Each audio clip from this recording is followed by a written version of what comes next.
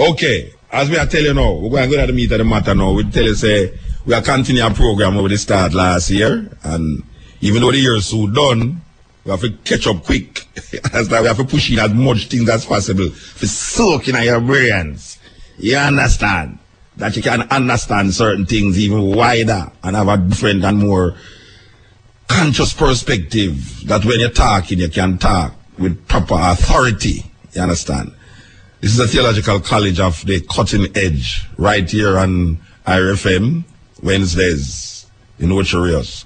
We want to hear all the people them in England who listen to it like how they eat them breakfast. We love that. Don't know much about the Bible. Most Jamaican people have a Bible at their house. Most Jamaican people quote the Bible. Most Jamaican people don't read the Bible. But them all that tell us them believe in the Bible. We are say the Bible is a compilation of works by many different people over different period of time, based upon of what them was going through, based upon of them ways to try explain certain things that going through in them life. Now we come and take it and we read it and claim say is the authority, the book of authority for life. We not going to give credence to that because we don't know say a whole heap of that book there mess up bad. Hello, this is Ken Davis. When I was in the 6th grade, a building was going up across the street from my school. Like most 10 or 11-year-old boys, I preferred watching bulldozers in action and concrete being poured to whatever was being written on the blackboard. I spent a lot of 6th grade gazing out the window. I don't think I learned anything that year. The red brick structure I watched rising with such absorbed fascination was a church. Unlike the soaring Gothic cathedrals of Europe, or the formidable stone church my family attended, this was not a typical church.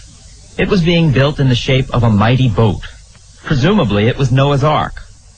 Most of us have a mental picture of Noah's Ark, and we all think it looks like a cute tugboat with a little house on top. Except that Noah's Ark didn't look anything like that. You can look it up yourself. Right there in Genesis, you'll find God's little instruction book, a set of divine plans for building an ark.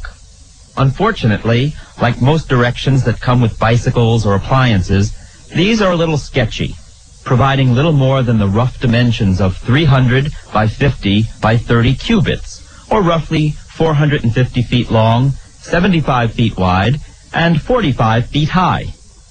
God told Noah to add a roof and put in 3 decks. Beyond that, God's instructions came without a diagram, unless Noah threw away the blueprints when he finished.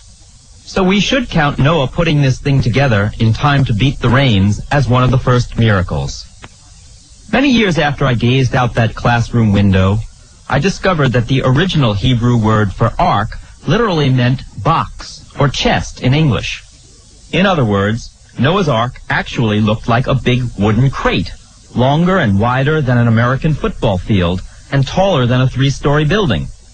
So the architect who designed that church to look like the Titanic may have understood buttresses and load-bearing walls, but he didn't know his Bible. He wasn't alone. Millions of people around the world own a Bible, profess to read it, and follow its dictates. Many say they study it daily, but most of us have never looked at a Bible, despite insisting that it is important. According to one recent survey, 9 out of 10 Americans own a Bible, but half never read it. Why? For most folks, the Bible is hard to understand. It's confusing. It's contradictory. It's boring. In other words, the Bible perfectly fits Mark Twain's definition of a classic, a book which people praise and don't read. Not only do we praise the Bible, but we quote it daily in public and private. It permeates our language and laws. It is in our courts for administering oaths. Despite the First Amendment to the U.S. Constitution, it is on the Capitol steps when America inaugurates a president. It is cited by politicians and preachers, playwrights and poets, peace lovers and provocateurs. As its phenomenal sales prove, the Bible holds a special place in nearly every country in the world. There are complete Bibles in more than 40 European languages, 125 Asian and Pacific Island languages, and Bible translations into more than 100 African languages, with another 500 African language versions of some portion of the Bible. At least 15 complete Native American Bibles have been produced. In English, there are more than 3,000 versions of the entire Bible or portions of the Bible. The King James Version, first produced in 1611, and the Revised Standard Version remain the most popular translations, but publishers thrive on introducing new versions and specialty Bibles every year. The Living Bible, one contemporary paraphrased version, has sold more than 40 million copies since 1971. Around the world, active Bible study classes attract millions of students. So whether we worship in some formal setting or not, it is clear that people of nearly every nation remain fascinated by the Bible and its rich treasury of stories and lessons. To many of them, it is still the greatest story ever told. For millions of Christians, the Old and New Testaments make up the good book. For Jews, there are no Old and New Testaments, only the collection of Hebrew scriptures that are equivalent to the Christian Old Testament. In spite of these differences, the common chord for Christian and Jews is strong. These books have been the source of inspiration, healing, spiritual guidance, and ethical rules for thousands of years. The Bible is clearly many things to many people. The problem is, most of us don't know much about the Bible. Raised in a secular, media-saturated world in which references to God and religion leave us in embarrassed silence, we have wide-ranging reasons for this ignorance. For some, it was simply being bored by the drone of Sunday school or Hebrew class. Others received their Bible basics from the great but factually flawed Hollywood epics like The Ten Commandments, The Greatest Story Ever Told, and The Robe. Even those who think they know the Bible are surprised when they learn that their facts are often half-truths, misinformation, or dimly remembered stories cleaned up for synagogue and Sunday school. Sure, most people have some recollection of Noah, Abraham, and Jesus, but they are less likely to know about the tales of rape, impaling, and ethnic cleansing routinely found in the Bible. These are timeless stories with timeless themes: justice and morality, vengeance and murder, sin and redemption. Raised in a traditional Protestant church with a full menu of Christmas pageants and confirmation classes, I thought I possessed a fairly solid biblical education. While attending a Lutheran college and later Jesuit Fordham University, I continued to study the literature and history of the Bible. But then, in writing an earlier book called Don't Know Much About Geography, I posed a few simple questions related to the Bible. Where was the Garden of Eden? What is the world's oldest city? Did Moses really cross the Red Sea? That's when I got some surprises. In researching the world's oldest city, for instance, I learned that Joshua's Jericho is one of the oldest of human settlements. It also lies on a major earthquake zone. Could that simple fact of geology have had anything to do with those famous walls tumbling down? Then I discovered that Moses and the tribes of Israel never crossed the Red Sea, but escaped from Pharaoh's chariots across the Sea of Reeds, an uncertain designation which might be one of several Egyptian lakes, or a marshy section of the Nile Delta. This mistranslation crept into the Greek version and was uncovered by modern scholars with access to old Hebrew manuscripts. To me, the fact that the Exodus, one of the key stories in the Bible, was garbled by a mistranslation was a striking revelation, and it set me to thinking, how many other glitches are there in the Bible? How many other little mistakes in translation have blurred our understanding of the real story? My questions about the Bible took a more troubling turn when I wrote Don't Know Much About the Civil War.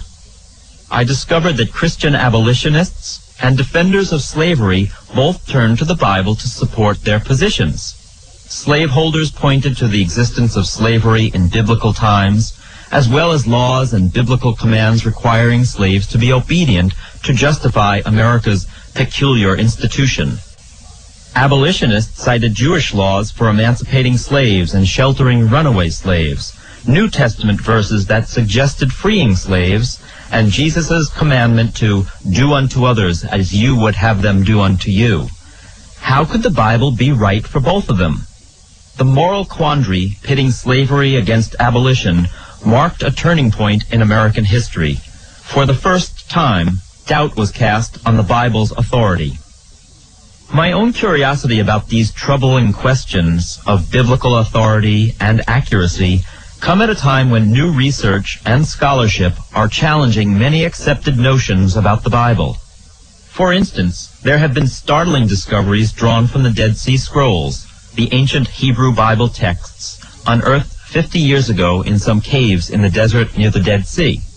These scrolls, the oldest known versions of the Hebrew scriptures that make up the Old Testament, have added immensely to an understanding of Bible texts and life at the time Jesus lived. Even more dramatic and controversial are questions raised in the Gnostic Gospels, a book that explores a cache of 1,500-year-old Christian documents very much at odds with the traditional New Testament stories of Jesus. Discoveries such as these are prompting serious scholars to re-examine very fundamental questions. Who wrote the Bible? Did Jesus say everything we were taught he said? Did he say more? Don't Know Much About the Bible is aimed at answering these questions for an audience that still considers the Bible sacred and important, but just doesn't know what it says. Of course, these sorts of questions also challenge traditional notions about what the Bible says, and I suspect my approach will roil people who are possessive about the Bible. On balance, however, this is a program in which historical accuracy, cultural context, and removing confusion about archaic words and mistranslations are all given a place in understanding these ancient texts. I try not to interpret the Bible so much as explain what is actually in it. As a historian, I know that tampering with the Bible is a risky business. I'm sure that some people will not be happy with my work because it challenges conventional wisdom by asking questions. Many people have been taught not to question the Bible. They fear that if you pull one loose thread, the whole thing will unravel like a cheap suit. Ultimately, the Bible is a book of faith, not history, biology, biography, science, or even philosophy. The questions I pose may be an affront to people who still believe that the Bible is the unquestionable Word of God. But for centuries, scholars and thinkers, many of them devout believers, have been raising legitimate doubts about the Bible. People of faith shouldn't fear these inquiries. If my questions upset you, blame Adam and Eve. After all, that forbidden fruit was plucked from the tree of knowledge, and knowledge is what this is all about. Underlying the Don't Know Much About series is the notion that school doesn't end when we leave the classroom. I believe it is crucial for people to question the easy assumptions they grow up with about religion, history, or a Ford versus a Chevy. The world is a school, life about learning. In the words of poet William Butler Yeats, education is not the filling of a pail, but the lighting of a fire. Beyond lighting a fire, Don't Know Much About the Bible has more ambitious goals. We live in fascinating but confounding times. Rarely has the world seemed so corrupt, yet rarely has there been such worldwide interest in religion and spirituality. Whether it is millennial curiosity or the weary rejection of modern life, many people are pondering their lives and searching for something. Call it family values, morality, virtue, perhaps even faith. For these searchers, Don't Know Much About the Bible sets out to offer some help in attaining wisdom and discipline, for understanding words of insight, for acquiring a disciplined and prudent life, doing what is right and just and fair, in the words of Proverbs. An ambitious goal? Absolutely. In other words, for the modern spiritual journeyer, this program sets out to provide a roadmap through a Bible that remains morally instructive, vividly alive, and spiritually challenging. Can I bring you faith? To make you believe? I'm not even going to try. If that is what you find, amen. If you don't find faith in this program, however, I hope you will at least find wisdom.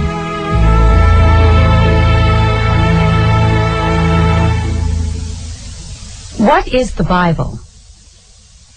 Most people think of the Bible as a book, like a long and complicated novel with too many oddly named characters and not enough plot. Pick up a Bible. Hold it in your hand. No question about it, it's a book. But it's vastly more. The word Bible comes from the medieval Latin biblia, a singular word derived from the Greek biblos, meaning books. So, in the most literal sense, the Bible is not a single book, but an anthology, a collection of many small books. In an even broader sense, it's not just an anthology of shorter works, but an entire library. You might think of a library as a physical place, but it can also mean a collection of books. And the Bible is an extraordinary gathering of many books of law, wisdom, poetry, philosophy, and history, some of them 4,000 years old. How many books this portable library contains depends on which Bible you're clutching. The Bible of a Jew is different from the Bible of a Roman Catholic, which is different from the Bible of a Protestant. Written over the course of 1,000 years, primarily in ancient Hebrew, the Jewish Bible is the equivalent of Christianity's Old Testament. For Jews, there is no New Testament. Both the Jewish Bible and Christian Old Testament contain the same books, although arranged and numbered in a slightly different order.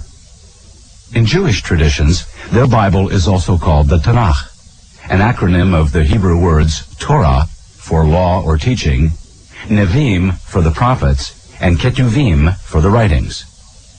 These are the three broad divisions into which the 39 books of Hebrew Scripture are organized.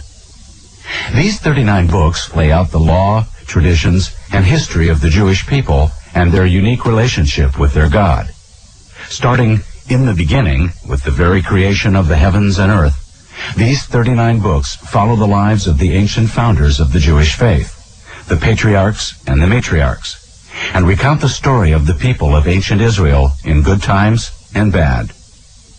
While many of us recall childhood stories of such Israelite heroes as Abraham, Moses, Joshua, and David, the true centerpiece of these books is the code of divine laws, primarily laid out in the first 5 books, or Torah, that both Jews and Christians believe was given by God to the prophet Moses more than 3,000 years ago.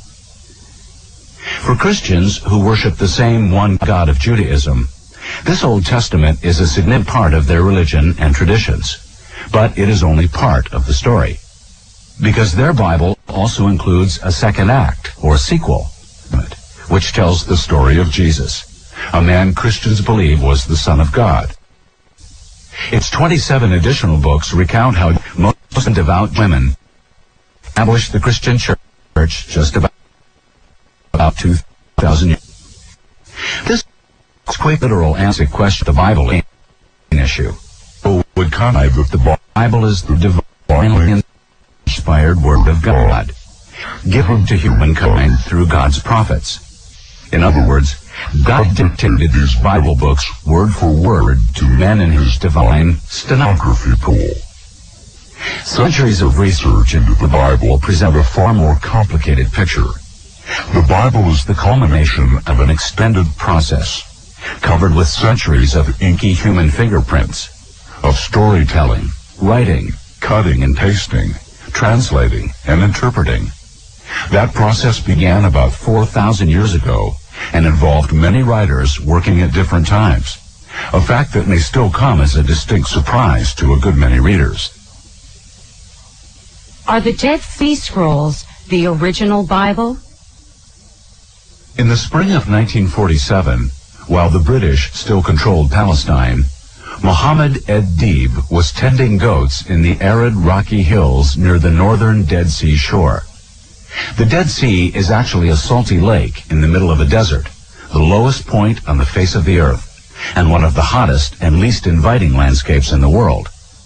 The fresh water flowing into it evaporates rapidly in the heat, leaving behind a thick mineral broth. Fish can't live in these waters, hence a Dead Sea.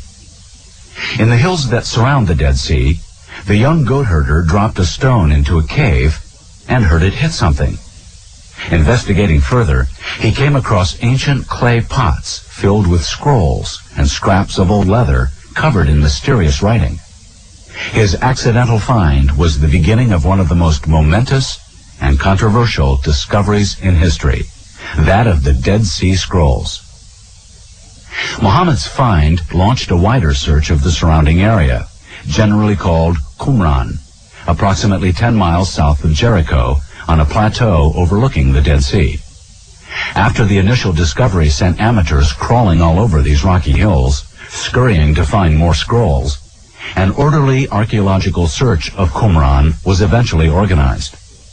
Over the years, many more scrolls and remnants of scrolls were uncovered. 50 years after that first find, researchers are still trying to piece together all of the tiny bits and pieces of leather fragments preserved by the dry desert air. What is clear is that these ancient scrolls included some of the oldest known texts of the Hebrew Bible ever found. Written in both Hebrew and Aramaic, a Syrian language closely related to Hebrew, and the language spoken by Jesus, more than 200 biblical documents have been found. Some are almost complete, others are in fragments. The scrolls contain at least a portion of every book of the Hebrew Bible except the book of Esther. Sophisticated dating techniques have proven that some of these scrolls were written nearly 300 years before Jesus was born. Others came from Jesus' own lifetime, a turbulent period in ancient Palestine when Rome controlled a contentious, rebellious Jewish people. The Dead Sea Scrolls make two facts clear. By the time Jesus was born, an official list, or canon, of Hebrew books in the Bible had not yet been set. And while these old books are very similar to the Hebrew Scriptures as they are known today, there were slightly different versions of some of these ancient Hebrew texts. While the scrolls from Qumran offer fascinating information about the Hebrew text of the Bible and life in first-century Palestine, they leave another big, tantalizing question unresolved. Who wrote the Hebrew Bible of Old Testament? Many readers of the Bible still possess the divine light bulb notion of the Bible's composition. In this scenario, a man was sitting in his tent in the Sinai desert when suddenly, in a glorious flash, the entire text of the Scriptures started flowing onto parchment or papyrus. As the Gershwins put it so succinctly, it ain't necessarily so. The history of the Holy Scriptures that modern Jews and Christians study is a fantastic story in itself, a tale out of an Indiana Jones movie. It's still unfolding with each new archaeological dig and discovery of an ancient scroll. Yet while the depth of our knowledge grows, the answer to a basic and extraordinary question largely remains a mystery. Who wrote the Bible? In spite of tremendous strides in scholarship and research dedicated to this question, the fact remains, no one really knows. And we will probably never know, short of some archaeological find of earth-shaking significance. But it is safe to say that the King James Version, familiar to most English-speaking Christians, and all the other versions loading down the bookstore shelves, are only recent links near the end of a long chain of troubled, sometimes badly garbled, and often conflicting translations. These various translations over the centuries have shaped perceptions of the Bible and what people believe it says. It still comes as a surprise to some English speakers that the Bible was not written in English, or to German speakers that it was not written in German.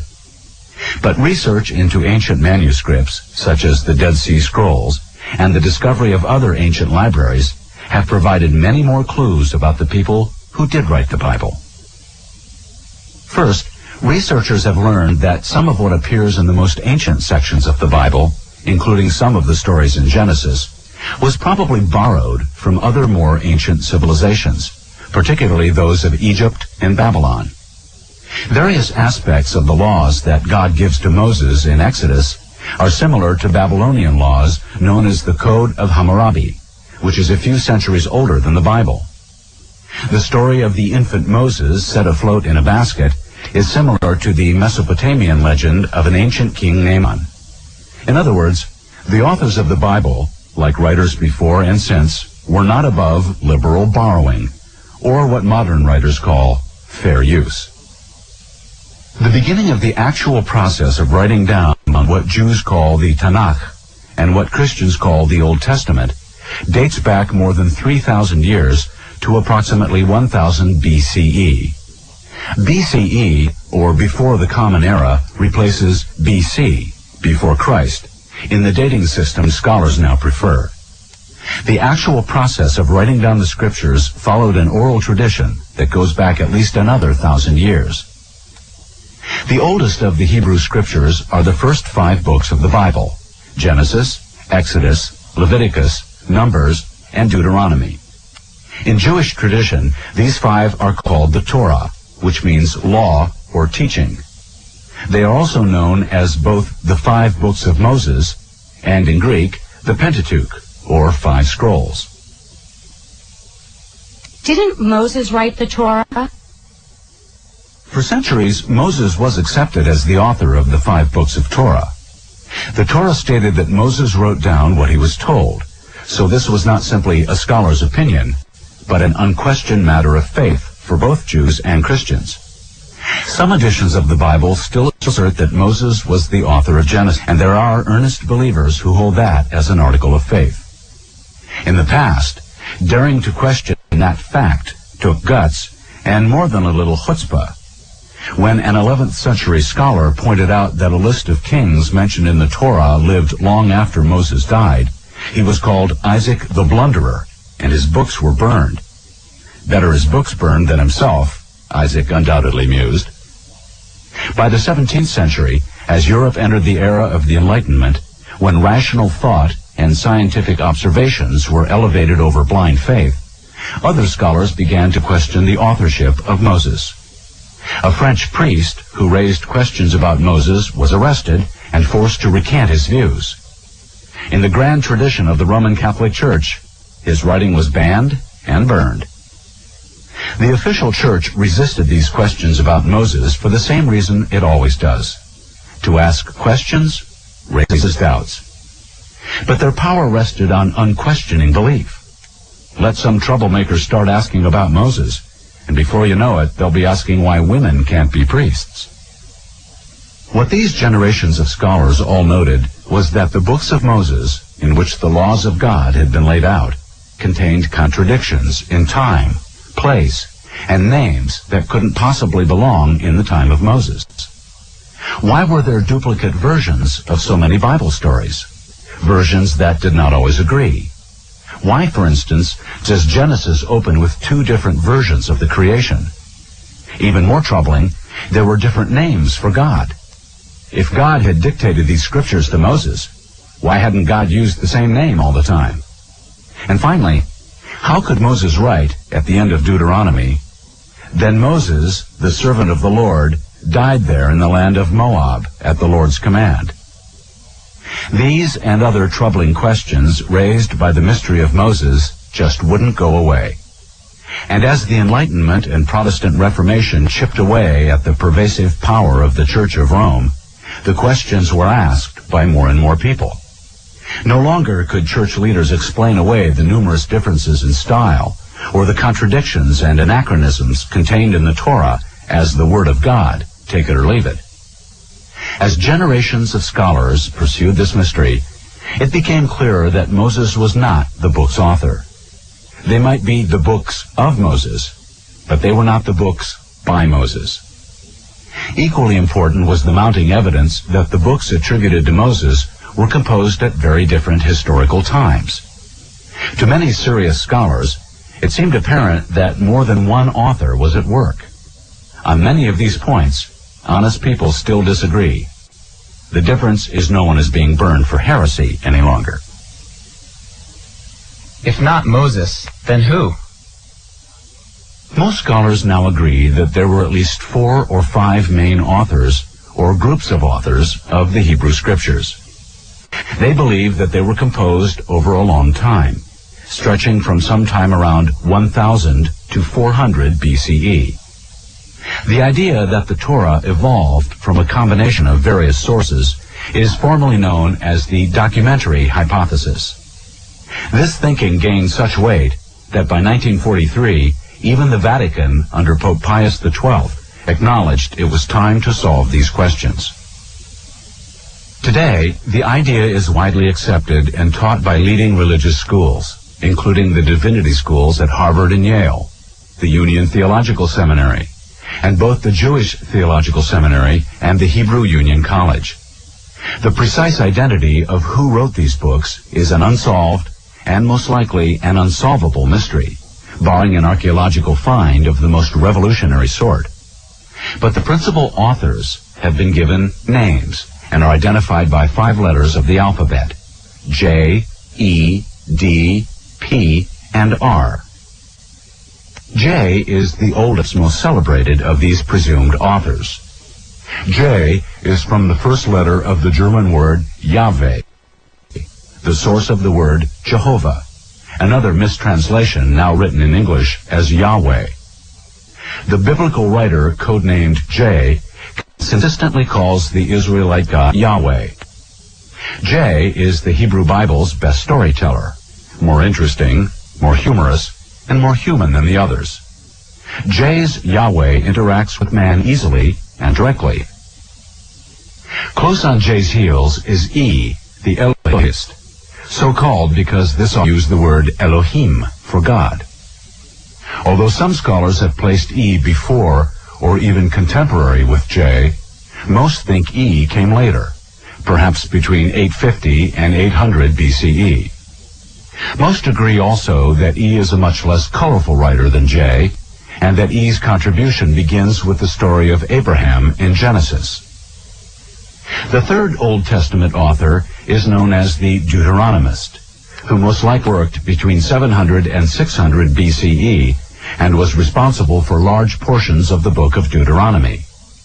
D is also thought to have shaped the major historical works of Hebrew scripture that describe the conquest of Canaan and the establishment of the kingdom of Israel.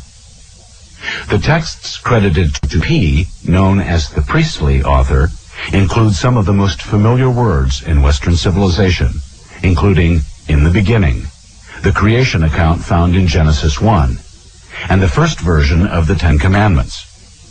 P's contribution was probably written sometime between 550 and 500 BCE. Dry and detail-obsessed, P was especially interested in codifying and justifying all of the ritual laws developed by the early Jewish priesthood.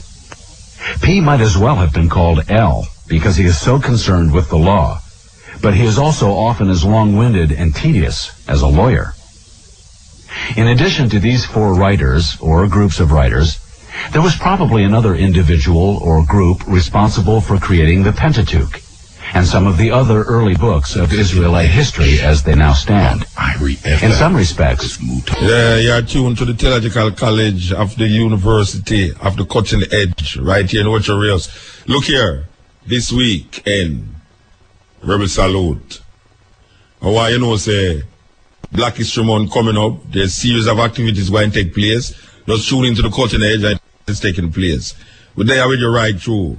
So we're going to go forward to the tape, you know. Big things are going on it, you know. Big things, if you listen carefully, big things. Responsible for creating the Pentateuch, and some of the other early books of Israelite history as they now stand. In some respects, this was the most extraordinary feat.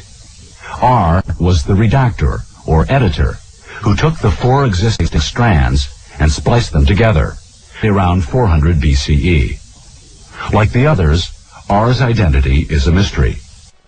No one even knows whether there was more than one redactor. The work of the redactor is fascinating because of the way so many different and even contradictory strands of scripture were woven together.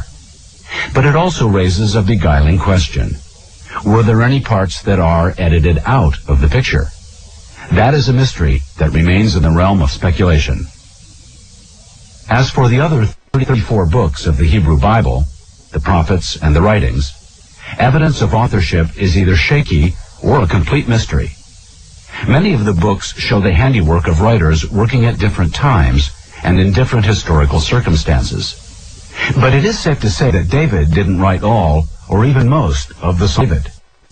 Solomon didn't write Proverbs or the Song of, and Isaiah didn't write Isaiah.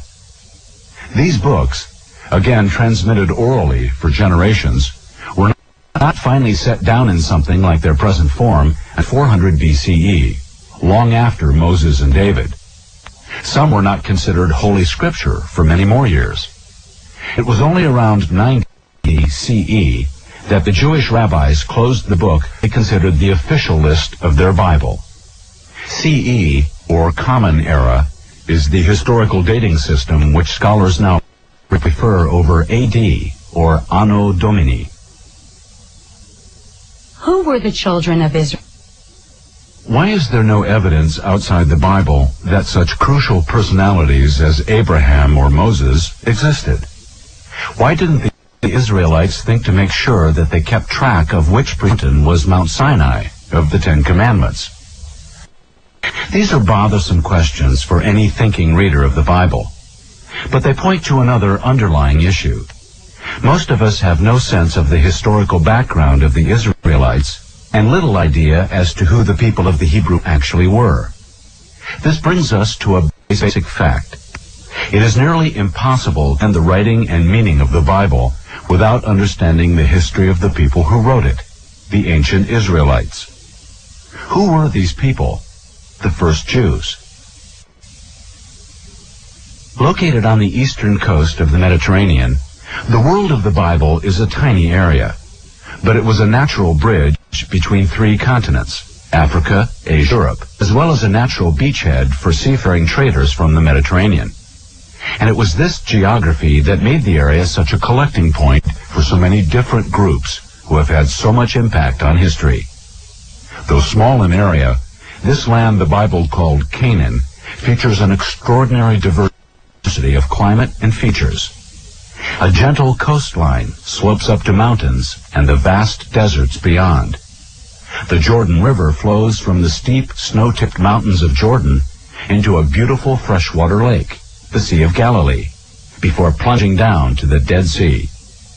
Into this such striking contrasts came waves of people, some as wanderers, some as traders, but many as invaders and conquerors.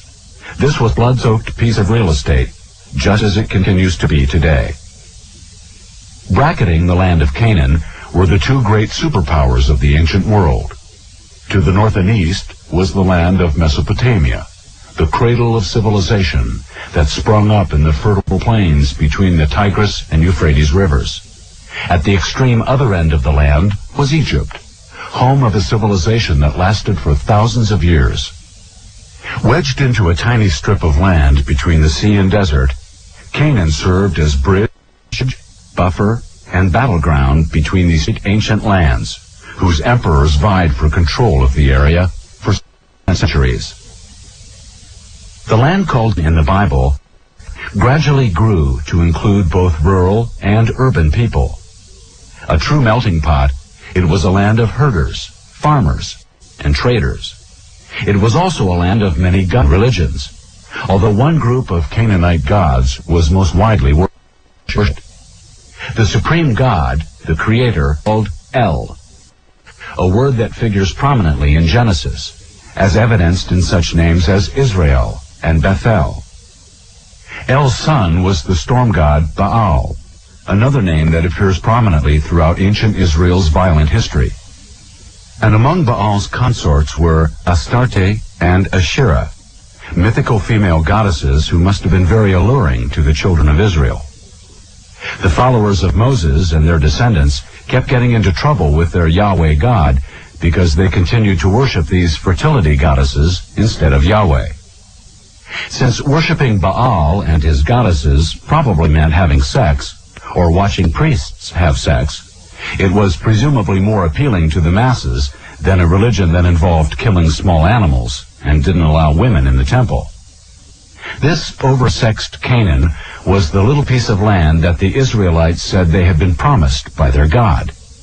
There is little historical or archaeological evidence to tell much about the people who came to be called Hebrews, a word possibly derived from an Egyptian word, Habiru, a derogatory term for outsiders, or Jews, derived from the later Roman name for the country, Judea. No one really knows when the children of Israel arrived in Canaan. No one really knows precisely where they came from, although the evidence points to beginnings in the Tigris-Euphrates area. At some point, they moved into Canaan, and sometime after 2000 BCE, some of them crossed into Egypt and remained there in the Nile Delta for a few hundred years. This group left Egypt, where they said they had been enslaved by an unnamed pharaoh, and moved into the wastelands of either the Sinai or Arabian desert for 40 years under the direction of a charismatic leader named Moses, who said he spoke to God. Through Moses, the ancient promises that these people would one day possess Canaan were reconfirmed. By around 1200 BCE, through conquest or gradual migration, the Bible has it both ways, they eventually took control of the land from the Canaanites, whose religious and sexual practices were so abhorrent to them. It's difficult to say precisely what these Canaanites did that was so abominable, but it can be assumed they had sex in their temples and possibly didn't flinch at homosexuality, incest, bestiality, or human sacrifice. The first piece of historical evidence of the existence of the children of Israel is a stone plaque, or stela, from Egypt, dated 1235 BCE. This stela, from the reign of Pharaoh Merneptah, mentions the complete destruction of the people of Israel. Merneptah's claim of a lopsided military victory, obviously inflated, is the first recorded reference to the people of Israel outside the Bible. If the scriptures were written in Hebrew, where did all the Greek words come from? Approximately 2,000 years of history pass within the Bible's pages. Great empires came and went around the ancient Near East. Along with those rising and falling empires and cultures, Hebrew and Aramaic fell into disuse, eventually replaced by Greek. And sometime around 250 BCE, when many Jews realized that they no longer understood the Hebrew of their ancient religion, someone decided to preserve those writings in a complete Greek translation of Hebrew scripture. This Greek translation was later called the Septuagint, meaning 70. According to the legend, 72 elders, 6 from each of the 12 tribes of Israel, did the translating. Each of these elders produced exactly the same translation in exactly 72 days. The number was rounded off to 70. Modern scholars dismiss these 72 identical translations as legend. In fact, the work was begun because the large Jewish in Egypt elsewhere in the Hellenized or Greek-speaking world needed a translation from Hebrew, which had fallen out of use during the diaspora, or dispersion of Jews throughout the Mediterranean world. The Greek Septuagint became the most popular form of the Hebrew Bible. It was the unofficial scripture of the early Christians, who read the Hebrew laws and prophets in Greek. Roman Catholic Bibles, such as the Jerusalem Bible, still show this influence. Some of the books in the Septuagint were not considered holy by the Jewish rabbis, who established the official canon of their Bible. When the Christian church split during the Protestant Reformation, the Protestants accepted the Jewish canon. That's why the Protestant Old Testament is the same Hebrew Bible, except for the order and numbering of some books. However, Catholics consider the Septuagint holy, and Roman Catholic Bibles include 11 books that are not in the Hebrew or Protestant Old Testament. These books, called the Deuterocanonical books, are represented in modern Bibles in the Apocrypha. Apocrypha, not to be confused with Apocalypse, is from Greek by way of Latin and means hidden. To further confuse this issue, other Christian sects, such as the Eastern Orthodox churches, recognize even more books as sacred. In other words, for nearly 2,000 years, humans have been deciding what should and shouldn't be read as the divine word of God. All of them claim to be inspired by God in making those judgments, but all don't agree. The next major step in the process that led to the Bible as it is known today came when Latin, the language of the Roman Empire, replaced Greek as the Western world's common language. Beginning in 382 CE, a priest named Jerome began the process of bringing both Hebrew scriptures and the New Testament into Latin. Working for 20 years in Bethlehem, the traditional birthplace of Jesus, Jerome went back to the original Hebrew Aramaic texts instead of simply translating the Septuagint Greek into Latin. Jerome superseded the translation of the Latin Bible that was completed by 405 CE. His work resulted in the Versio Vulgata, or Common Translation, better known as the Vulgate Bible. To Jerome, Vulgata meant vulgar in the sense of commonly used, rather than the widespread modern meaning of vulgar. But this is a perfect example of how words change meaning, a significant factor in understanding the Bible.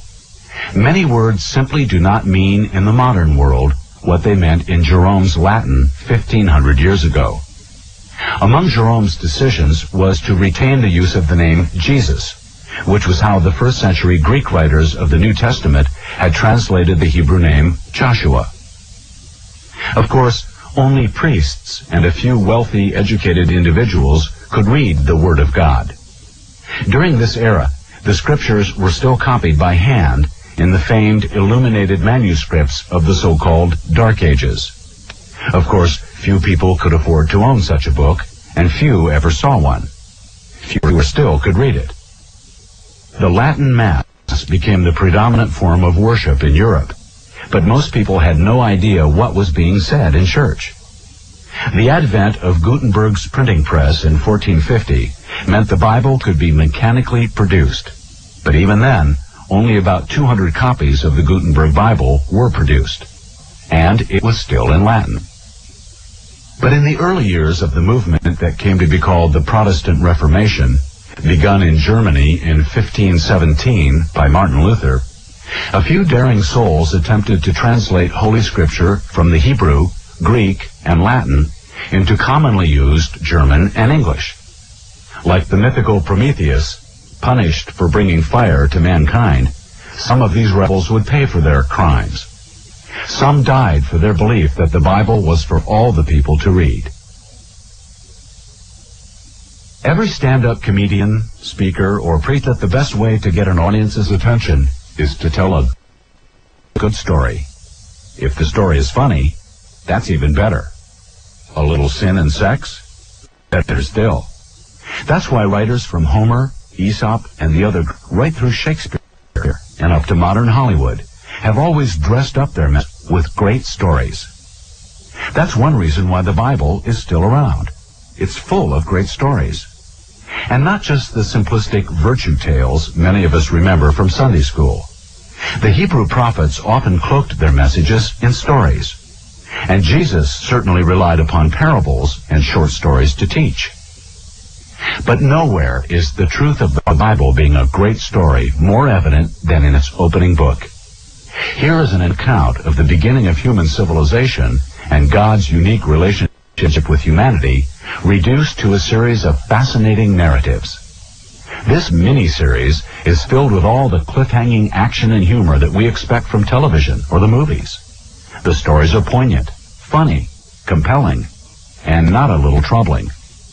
On one hand, there is faith, goodness in the face of evil, and obedience to God. But on the other hand, there is betrayal, trickery, thieving, incest, and murder. These aren't the simplistic, moralizing Sunday school of a bunch of goody-goodies who are well-behaved and did exactly what God told them to do. And what God told them to do wasn't always so nice in the first place. Yeah, man, this is the Cutting Edge and IRFF show. I hear that some man sit down around them radio, you know, and can't get up because of what the man I say. Yes, man, that's where it go. I Cutting Edge, you listen to. So we continue, you know. We continue. Yes. What is happening? The Torah, by the opening words, or first significant word in the book, call it Bereshit, in the beginning. Readers who return to Genesis after an absence may be surprised to discover that it is a much different story from the one they may dimly recall from childhood. Genesis covers time from the beginning of the world through early human history and the rise of civilization to the establishment of God's relationships, matriarchs, and people of Israel, told through the compelling stories of Abraham and Sarah, Isaac, Rebekah, and their twin sons, Esau and Jacob, and Jacob's wives and family, the chief member of which was Joseph. It ends with the death of Joseph and the Israelite sojourn in Egypt, setting the stage for Exodus. Why are there two creations in Genesis? One of the most sudden and shocking surprises to readers who might be vaguely familiar with the biblical creation story but have never read the Bible is that there are actually two creations in Genesis, separate and unequal. Version 1 begins comfortably with the well-known, "In the beginning." Out of nothingness, and simply by speaking, God creates an orderly world and humanity. In this first creation, which begins in the first chapter of Genesis, it takes God 6 days to create the heavens and earth. Then come the animals, and finally, man and woman are created equals in God's image. After a hard week at the office, God decides to put his feet up and take a day off, instituting the first Sabbath. The second version of creation is set in the Garden of Eden. It makes no mention of the number of days God took to accomplish this heavy lifting, and the order of creation is different from the first account. In the second version, man is created before the trees and other animals. The other big difference in this second creation is that man is created first, and then woman is created out of man. Side by side, these are clearly two different stories bringing substantially different details. This is where the J versus P version of biblical events discussed earlier first comes into focus. The first of the creation stories is attributed to P, the priestly writer. God creates the heavens and the earth out of nothingness, a void. On 6 successive days, P describes the Creator neatly making the universe, setting up shop on earth, and finally getting around to making people. In the words of the King James Version, "So God created man in his own image. In the image of God created he him. Male and female created he them." Clearly, in the first creation account, there is no differentiating between male and female. God creates both sexes at the same time, both in his image. Of course, this first creation account raises all sorts of troubling questions on its own, even without a competing version in the next chapter. Who is this us that God mentions when he says, "Let us make man in our image"? So far, the creation hasn't included anyone else. Is it the regal us? And if mankind is created in God's image, does that mean we look like God? And would that image be black or white? European, Chinese, or Eskimo? If man and woman are created together, both can't literally be made in God's image, can they? And if God says this creation is good, why does it go so bad?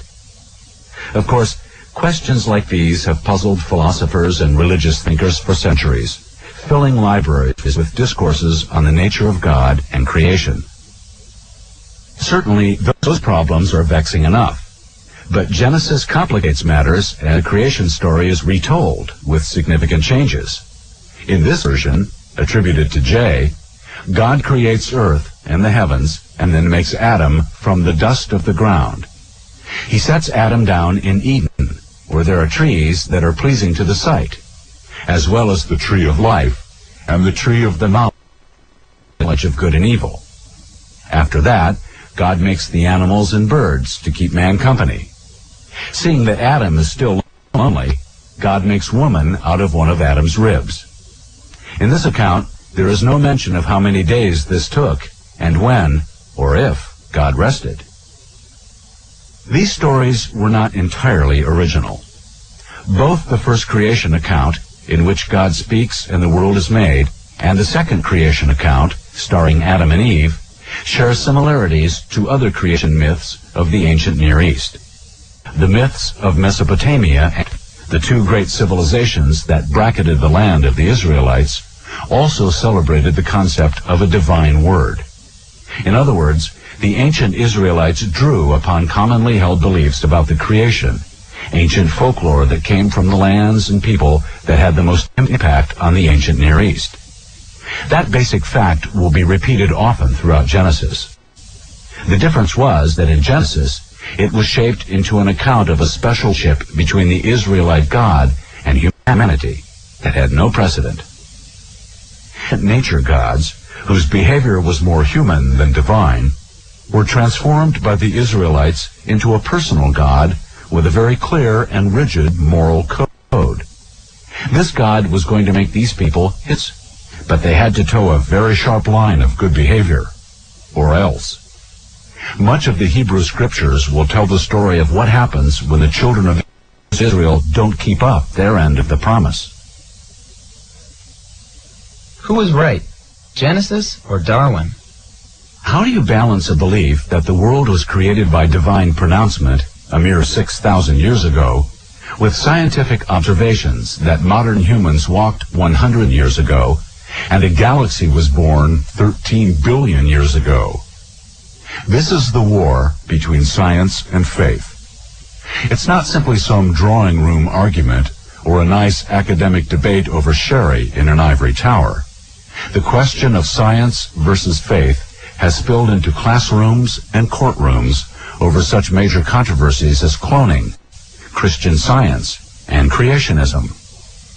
Until Charles Darwin rolled into 1959 with his notion of natural selection, most people accepted that God made the world in 6 days and then he rested. For nearly 4,000 years, many people accepted Genesis as a perfectly viable account of the world's beginnings.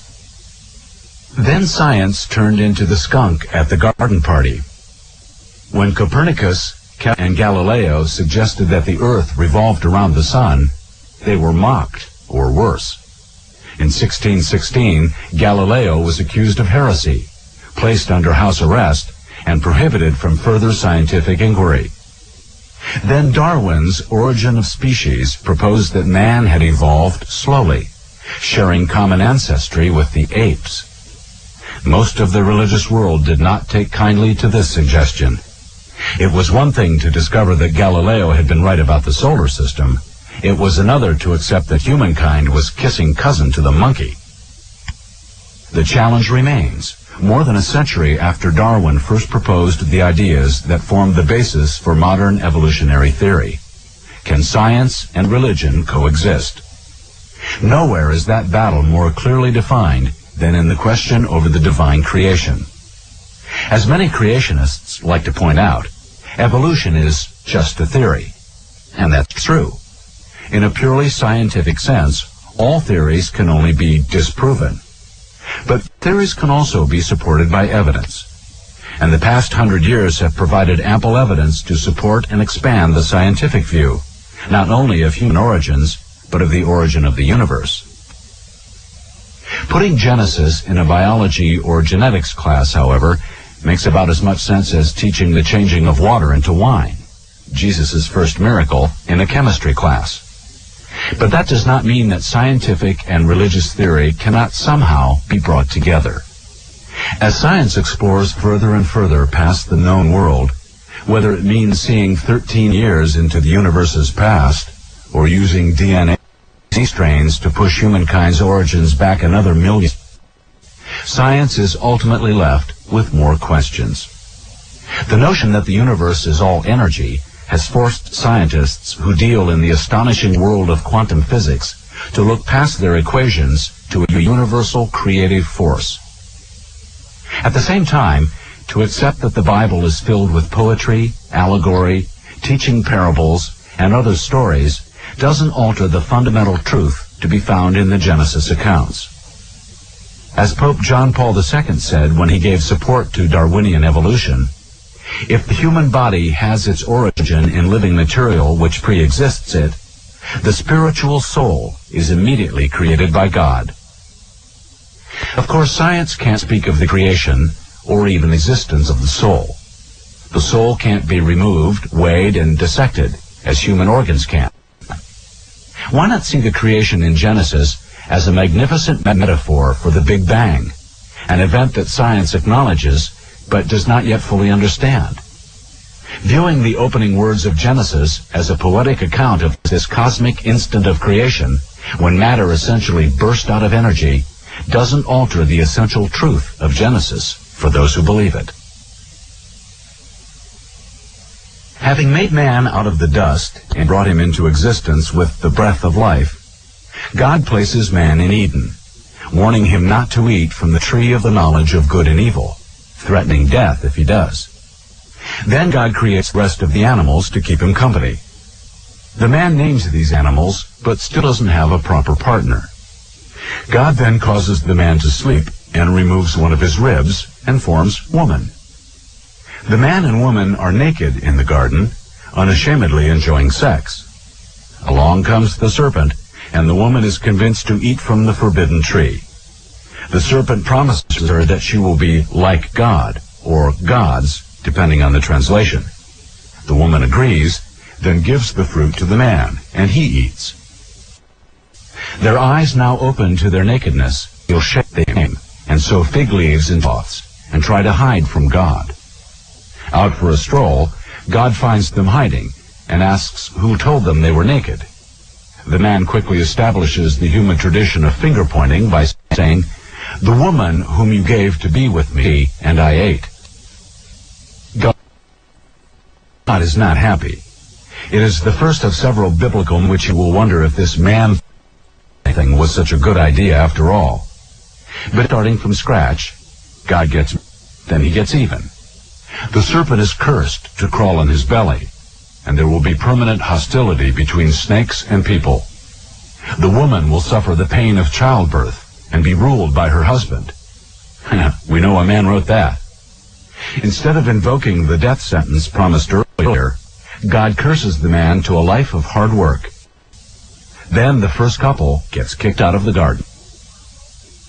Were there really apples in Eden? Apples are supposed to be good for you. An apple a day keeps the doctor away.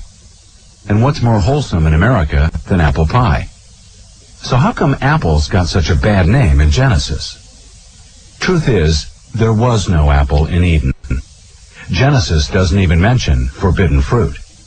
The Eden account mentions only the fruit of knowledge and the fruit of everlasting life.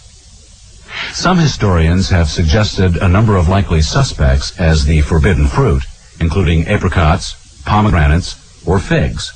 A prime candidate since the leaves of the fig tree became the first unisex leisure wear.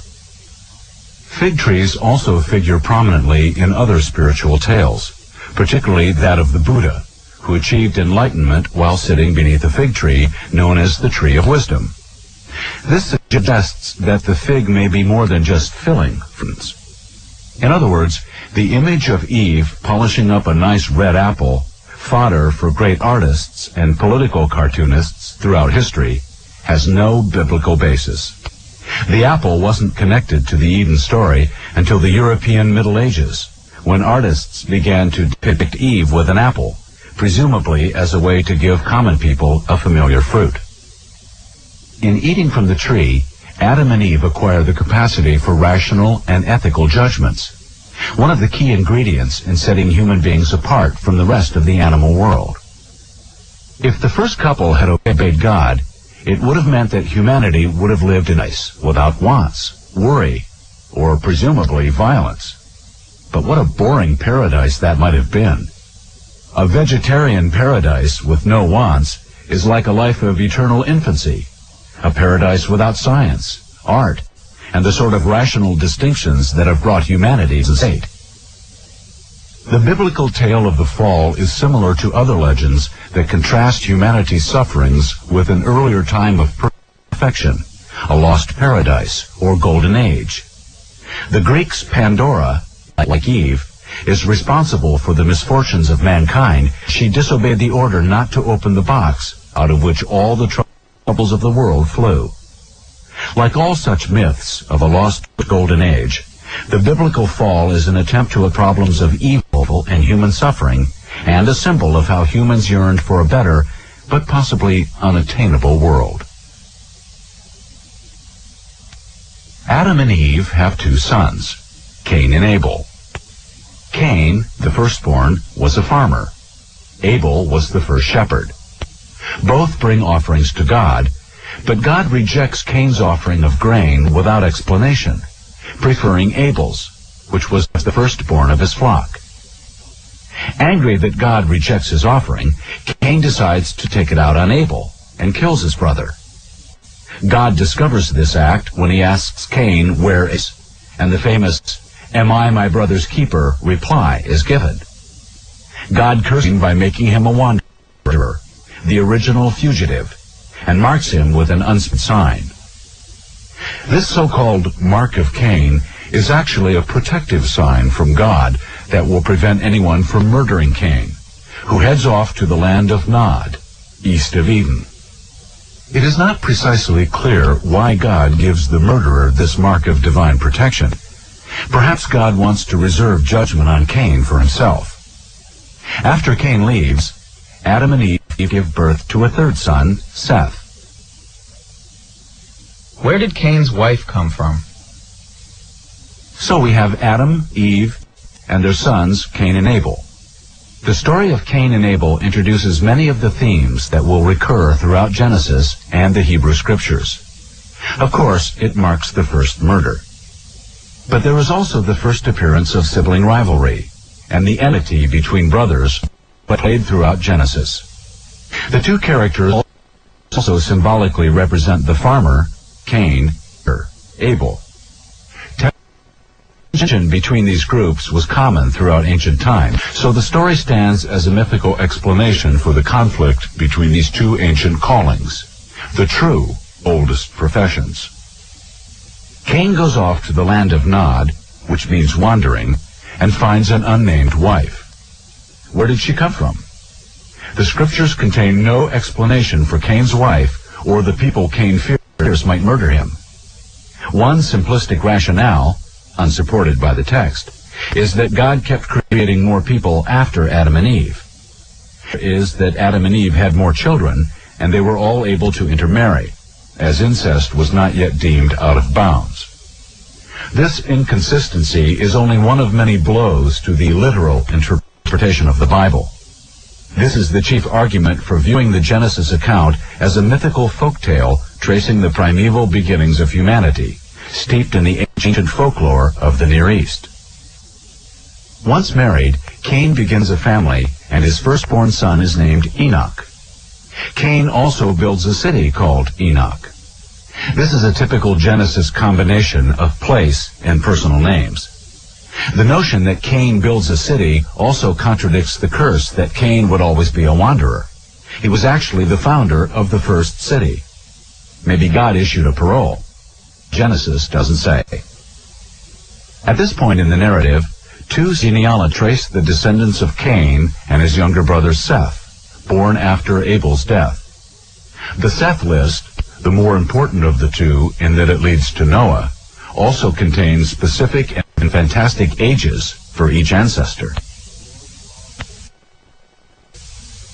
The Lord saw that the wickedness of humankind was great in the earth, and that every inclination of the thoughts of their hearts was only evil continually. And the Lord was sorry that he had made mankind on the earth, and it grieved him to his heart. So the Lord said, I will blot out from the earth the human beings I did, people together with animals and creeping things and birds of the air, for I am sorry that I have made them. But Noah found favor of the Lord. Genesis chapter 6, verses 5 through 8. People have become very wicked, so God decides to clean the slate by sending a flood. Only Noah and his family, direct descendants of Adam, are good enough to save. So God orders Noah to build a boat, or an ark, from the Hebrew word for box. Yeah, this is the continuation on RFM. We have a message, you know. Why you look Martimo Plano, you know? Yes. Can't take them only for accident we are going around Martimo, you know. Anyway, look here. Anyone who know Lovey, who used to live at Trenchtown, and maybe still live at Trenchtown, why you get in contact with Martimo Plano? I will give you this number. Anybody who know Lovey, yes, who know Plano, the number is 851-2674. 851-2674. Plano is urgently trying to get in contact with Lovey. This is the Cutting Edge on RFM. We're going through the pieces, as we say, very important CD, this one, very important. Or chest. Noah is told only to take his wife, their 3 sons, and their wives aboard, along with pairs of all animals and birds. This is where Ark's story gets a little confused, and it's clear that someone mingled the separate J and P accounts of the flood into a single narrative that is sometimes contradictory. One account calls for pairs of every animal on the earth. The other calls for 7 pairs of clean and unclean animals, and 7 pairs of each species of birds. The flood comes not just from the rains, but up from below the earth in a kind of reverse creation. Water covers the earth, killing everyone and everything, the innocent with the guilty. It rains for 40 days and 40 nights, but the account also says the water covered the earth for 150 days. When the water recedes, the ark comes to rest on the mountains of Ararat. Then Noah sends out a series of birds. The first, a raven, doesn't return.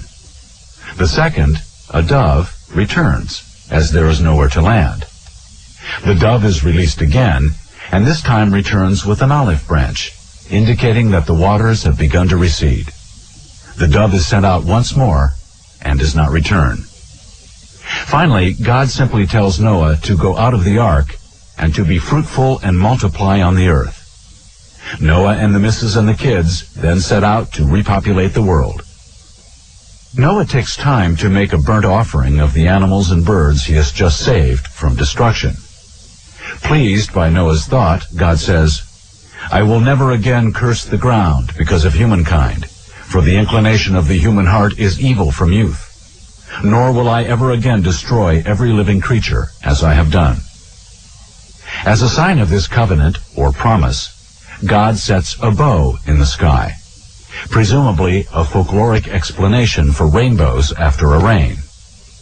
As a part of this new covenant or agreement, God blesses Noah, gives him a new set of dietary laws. Meat is now in, the vegetarianism specified earlier in Genesis is out, and institutes a new sanction against murder because man has been made in God's image. The Noah story serves as a symbolic second creation tale.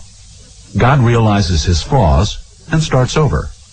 It is not exactly a comforting picture of God. This God of the flood seems rather impatient, unforgiving, and testy. Apart from Noah, who is described as righteous, and his family, there is apparently no one else in all of creation worth saving. The innocent, including the animals of the world, are caught up with the guilty. Was Noah the first drunk?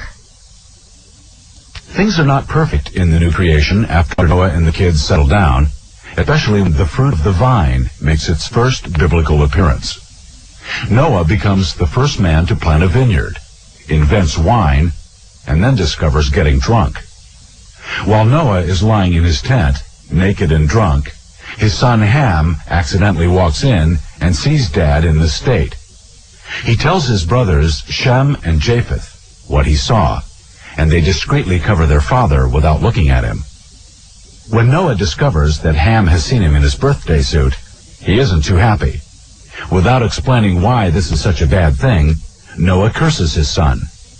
But there is some confusion here because Noah places the curse on Canaan, Ham's son, rather than on the actual culprit, Ham. He says, "Cursed be Canaan, lowest of slaves shall he be to his brothers." He also says, "Blessed by the Lord my God be Shem, and let Canaan be his slave." This confusion had long-lasting and ghastly implications. The point of this story would have been quite clear for the ancient Israelites. They were meant to rule over Canaan's descendants, the people who lived in the Promised Land. The Canaanites had a reputation for fairly lascivious sexual practices that were highly offensive in the eyes of the Israelites. Seeing one's father naked, and in some interpretations a homosexual act by Ham has been suggested, was associated with the lewd Canaanite sexual practices. In Leviticus, the phrase, "to uncover nakedness," is a euphemism for sexual relations. But the real historical impact of this passage was the later interpretation widely given to this story in 17th and 18th century America. Looking for moral justification for slavery, American slaveholders argued, incorrectly, that Ham was the ancestor of the so-called southern tribes that included Africa. As the children of Ham, Africans were therefore meant to be slaves, a point of view that can only be charitably called way off base. Still, it was a widely accepted interpretation in England and America until well into the 1800s, when some Christian groups began to condemn slavery as a grave sin. Numerous other biblical verses were also cited in defense of slavery, although overlooked were some of the other Israelite laws regarding slavery, including invocations to free runaway slaves. The other sons of Noah received great blessings, and the line beginning with Noah's son Shem eventually leads to the patriarch Abraham. The name Shem is the source of the word Semite, which applies to all the groups who were descended from Shem, Jew and Arab alike.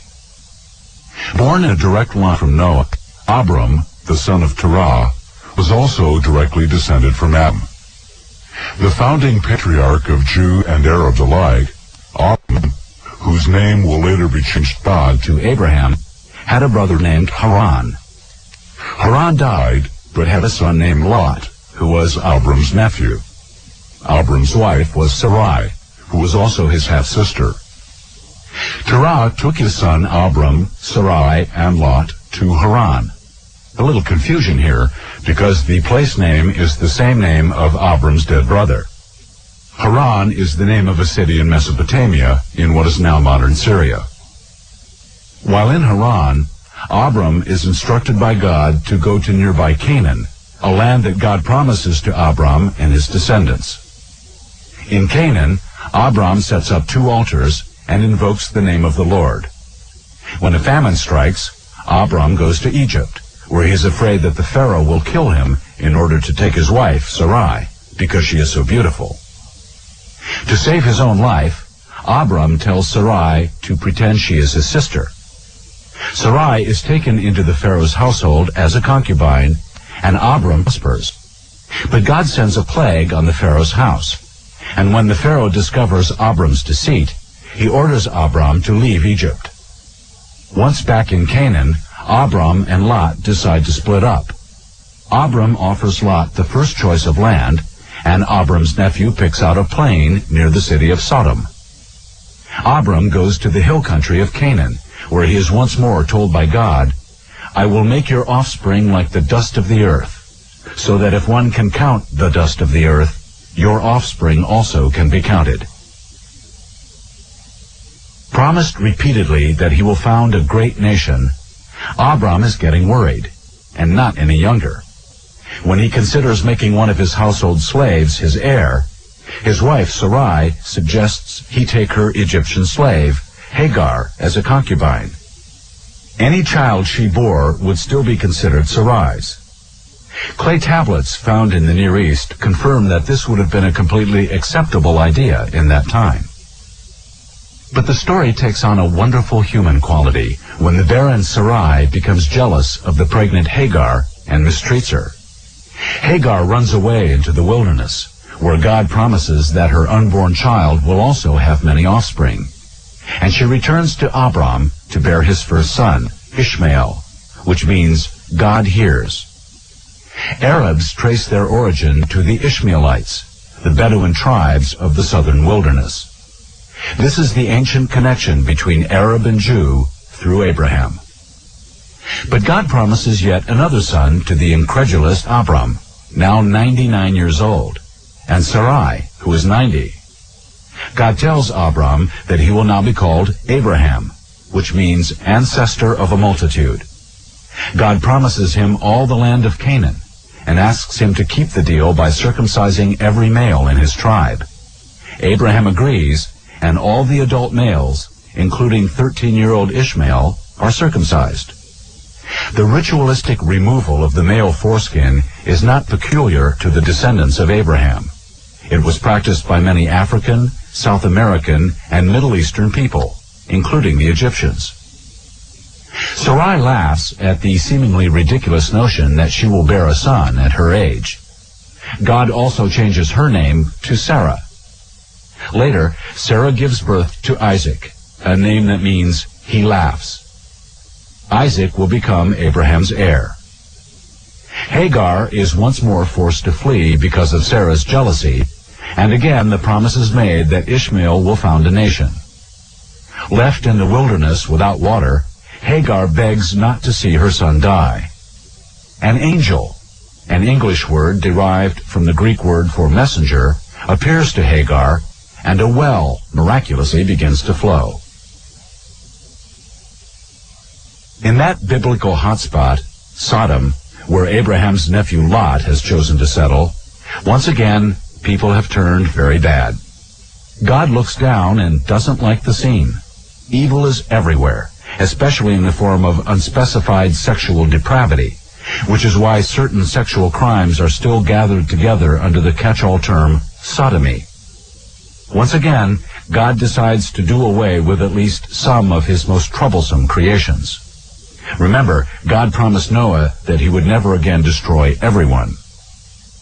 But before God wipes anybody out, Abraham strikes a bargain with the Lord, persuasively arguing that God should not destroy the innocent with the guilty.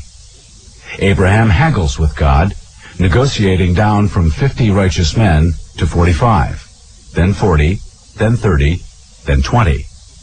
God finally agrees that for the sake of 10 righteous men, the town won't be destroyed. Apparently, 10 aren't to be found. 2 angels in human form, sent to warn Abraham's nephew Lot of Sodom's impending doom, are welcomed into Lot's home, fed, and offered beds for the night in the best tradition of ancient hospitality. But a lusty and unruly crowd of Sodom's men demands that Lot turn over these strangers so that they might know them. Clearly, the crowd is not the welcome wagon. Faced with turning his guests over to a certain homosexual gang rape, Lot refuses, even going so far as to offer his 2 virgin daughters to the frenzied mob. He views his obligation as host as greater than his role as father. The crowd angrily presses in on him, and Lot is pulled back into his house. The angels tell Lot to take his family away. Sodom is about to be leveled. Lot's future sons-in-law don't believe them and refuse to leave. Even Lot is slow to take the hint, so the angels lead him, his wife, and their 2 daughters out of the city. Sodom and nearby Gomorrah, whose specific evils are curiously never spelled out, are destroyed. On the way out of town, Lot's wife ignores the warning not to look back. As fire and brimstone rain down on the wicked twin cities, she is turned into a pillar of salt. The account of Lot's wife is another version of a common mythic theme. Someone is punished for looking back against divine or heavenly instructions. In the Greek myths, for instance, Orpheus goes to the underworld to recover his beloved wife, Eurydice. As they leave the underworld, he ignores the instruction not to look back, and Eurydice is lost to him forever. In the case of Lot's wife, the ancient tale has been cited to explain the peculiar salt formations that surround the Dead Sea. Having waited until he was 100 years old for the son and heir who would fulfill God's promise, Abraham is told by God to take the boy and offer him as a burnt sacrifice. Abraham never questions this directive in the Scriptures. He simply does as he is told, offering blind obedience to a God who would make him kill his beloved child. Even when the boy asks his father where the sacrificial lamb is, Abraham answers only, God himself will provide the lamb. Only as Abraham binds the boy, lays him on the altar, and holds the knife over him, does an angel stop him. Abraham is told that he has passed the test. He fears God.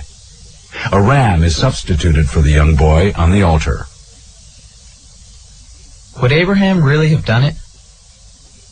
The story of Abraham sacrificing Isaac is a central moment in the Bible, but it raises a number of disturbing questions. Is that kind of devotion or obedience to a divine call acceptable? Would Abraham actually have gone through with it? And what kind of God would ask a parent to do this, even as a test?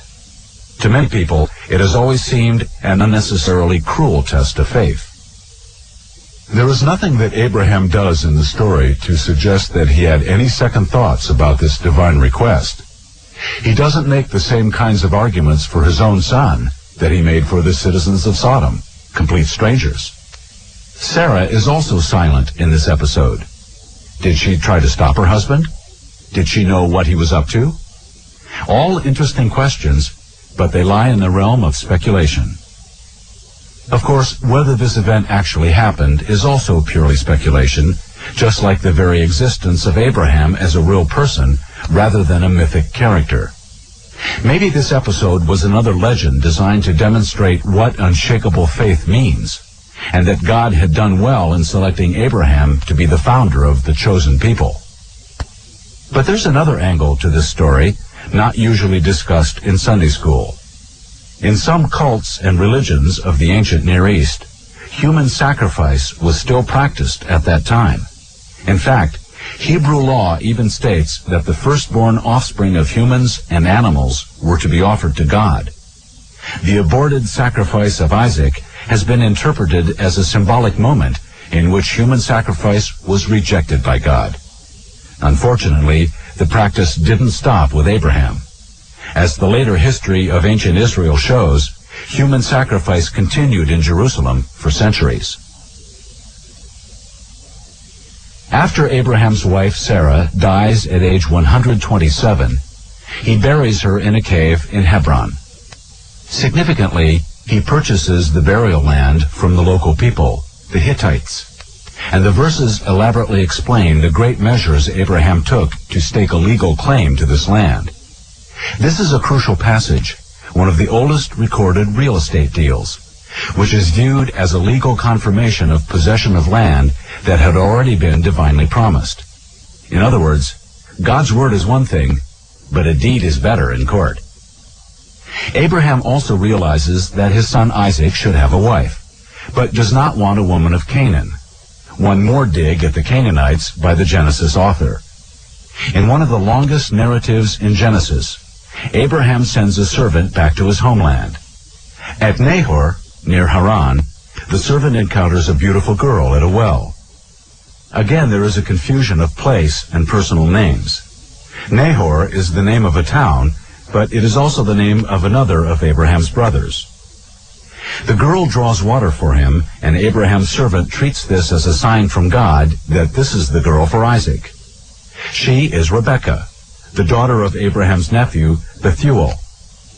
Abraham's servant is welcomed into the house by Rebekah's older brother, Laban, and in an elaborate negotiation, the two strike a deal for Rebekah to become Isaac's wife. After Sarah's death, old Abraham decides he's not done sowing oats yet either. He takes another wife, Keturah, who has 6 more of Abraham's children.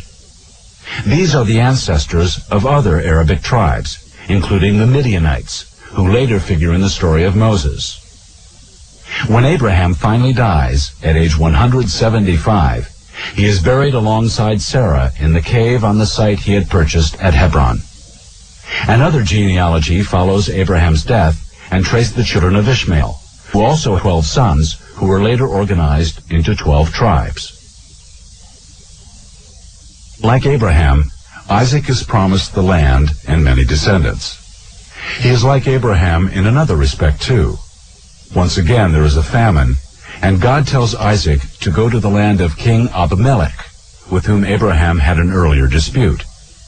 In a tale that mirrors Abraham's lie about his wife Sarah to the Pharaoh, Isaac tells the local people that Rebekah is his sister, because he too fears he might be killed because Rebekah is so desirable. When King Abimelech sees Isaac fondling Rebekah in a field, he says, "So she is your wife. Why then did you say, 'She is my sister'?" Abimelech orders no one to bother Isaac, who goes on to prosper. King Abimelech is identified here, and in an earlier episode, as the king of the Philistines, the tribe that will play such a prominent part in the early history of Israel. This is another example of an apparent error in the chronology on the writer's part. The Philistines were part of the invasion of so-called sea peoples, and did not enter this area in large numbers until after 1200 BCE, long after these events would have taken place. Like Isaac's mother, the beautiful Rebekah is also barren, but she conceives and bears twin sons after Isaac prays to God.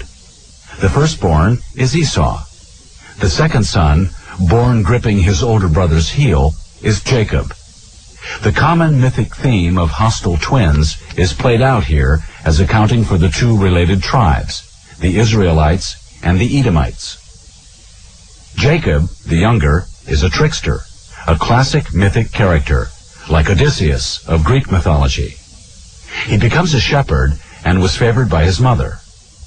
Esau is the hunter, slow-witted and easily deceived, but he is Isaac's favorite.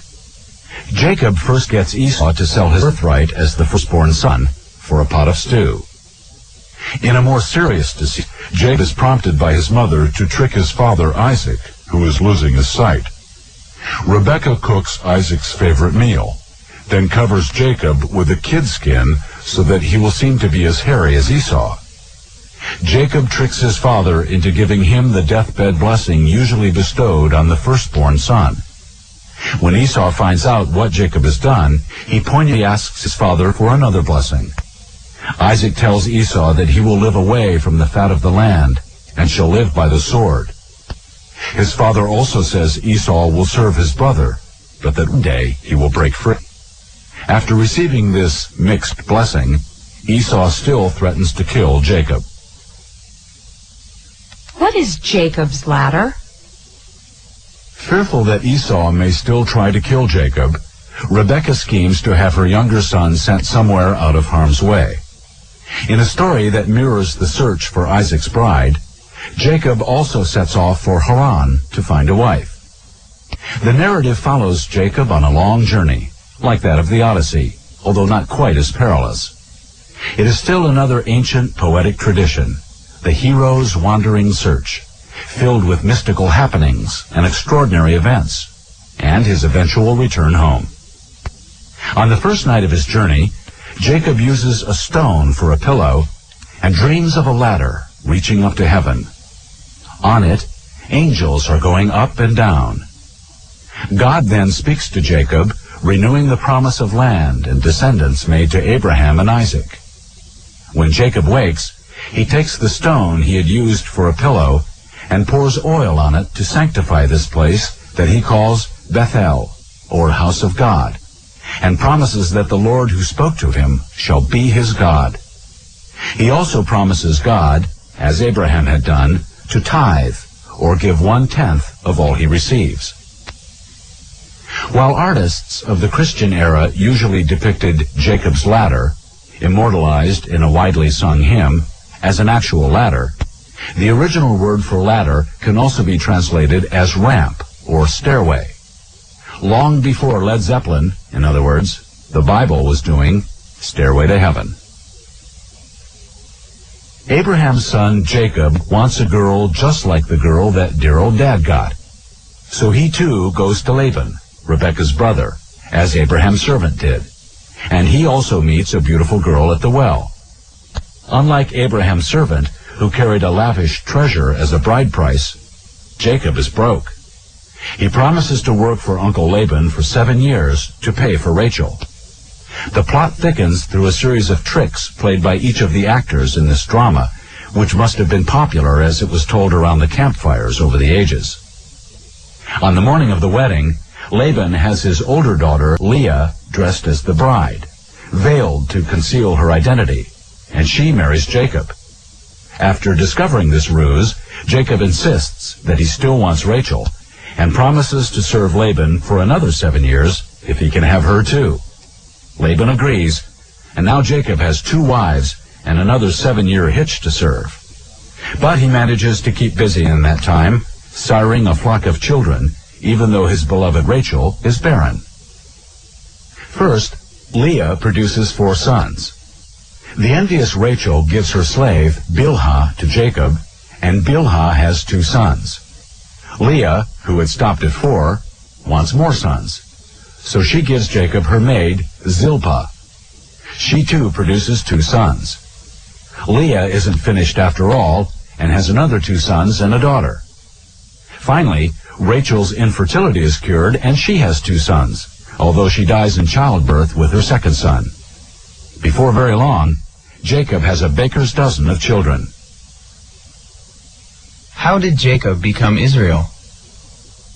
Jacob, the trickster, gets his own revenge on Uncle Laban when they make a business deal regarding the herds that Jacob has been tending so successfully. Jacob and Laban agree that Jacob can keep all the spotted and speckled sheep and goats and all the black goats in the flocks. But in the night, the crafty Laban tells his sons to remove all the striped male goats, the speckled female goats, and the black lambs from the herds. Jacob has a few tricks of his own, though, and in a story that combines magic with some early genetic engineering, Jacob places striped sticks in front of the healthiest and strongest animals of the flock in breeding time. When the newborns arrive, the magical sticks have produced many striped, spotted, and speckled young. Jacob continues this process until he has successfully bred a strong herd of livestock that will be his, getting the better of his deceitful uncle. Laban and his sons aren't happy about Jacob's ruse, and God sends an angel to Jacob, warning him to leave Laban's house.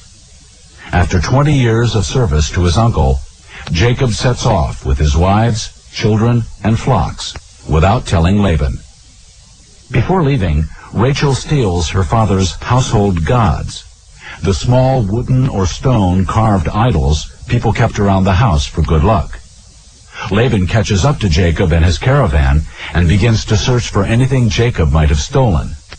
Rachel sits on her father's gods, and when they come to search her, she tells them she is menstruating and can't get up. The household gods were idols, typical of the cults worshipped in Canaan and elsewhere in Mesopotamia. Small carved statues or fertility symbols, they were typically placed throughout a home, just as people still hang pictures of saints or crosses.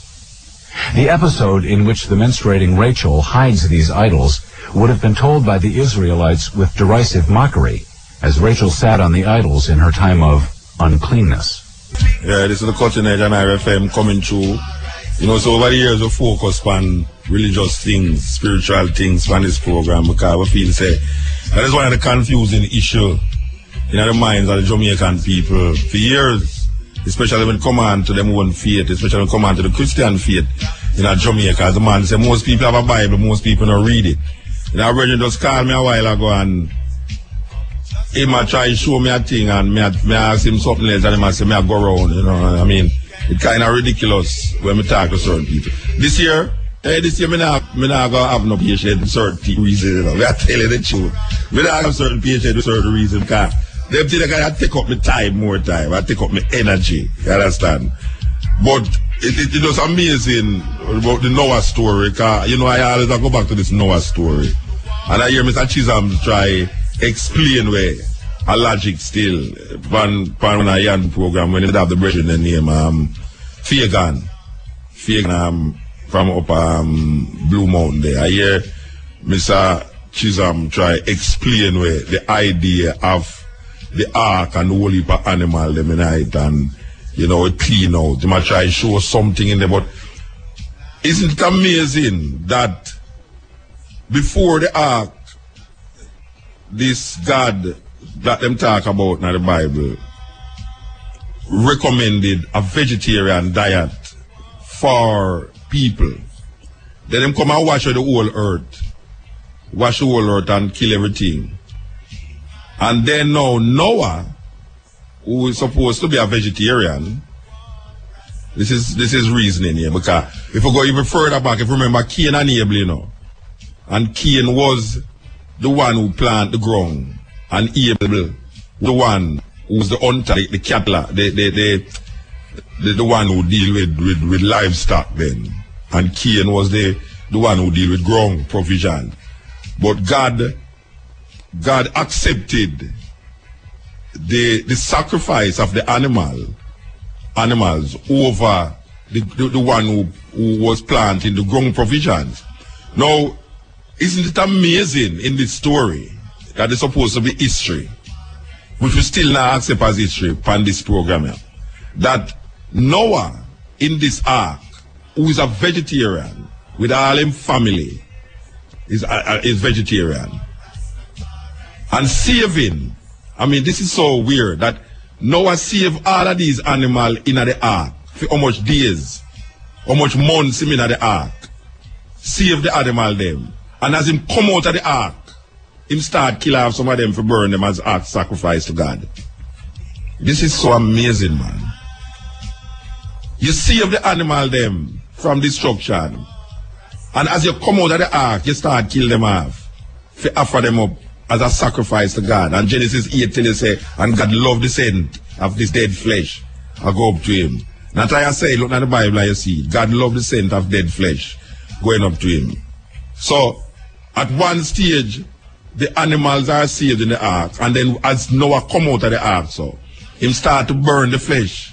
Burn the animal flesh them. And then now, this is where now, them say now, the old dietary law thing change, you know, where God are going to specify now, say, boy, man, you can't go and eat some animal, you know, because the earth stay away, you know, but it's a thing. Because Bridget called me a while ago, I wait me a while ago, but tell me about ham.